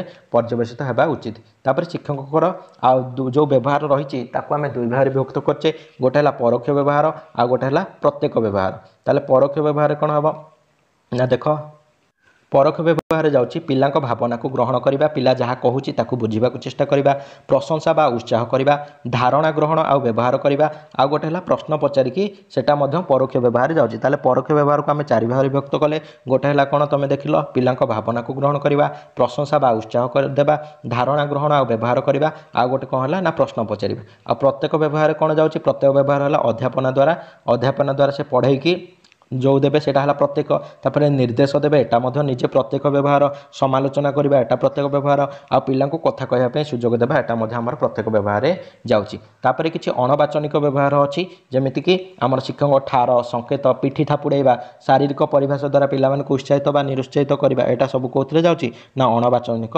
व्यवहार रे जाउची बुझिपाइल ताले एठी सहित आमर संपूर्ण यूनिट 2 कंप्लीट हो गला या पर आम यूनिट 2 एमसीक्यू डिस्कसन करदेबा तापर आम यूनिट 3 क्लास स्टार्ट करवा ताले आशा करुँच तुमको वीडियो भल लगी जो मैंने पूर्व क्लास गुड़िक देखिन ताको देखिक रिविजन करदियो यूनिट 1 यूनिट 2 आमर सरीगला तेणु दुईटाक भल भाव रिविजन करदियो वीडियो को 2 इंटू देखिकी कि 1.5 इंटू देखिकी तुम ताको रिविजन कर ताले आशा करुँच जदि भल लगी निश्चय टे कमेंट कर जनइब तुम कमेंट पढ़ले मत बहुत खुशी लगुच आ जल्दी जल्दी तुम वीडियो करने को इच्छा होची आ तुम जब कमेंट ही न कर तुम सहित मोर डिस्कसन करहबनी मुझे जानी तुम भल लगुच भल लगुनि बोली तेणु मत डिमोटिवेट फिल होची तेणु मत मोटिवेट रखापी तुमको कमेंट करा पड़ो आ तुम सांग पाखु सेयार करा पड़ो ताले भिडियो एतिकी रहुची धन्यवाद।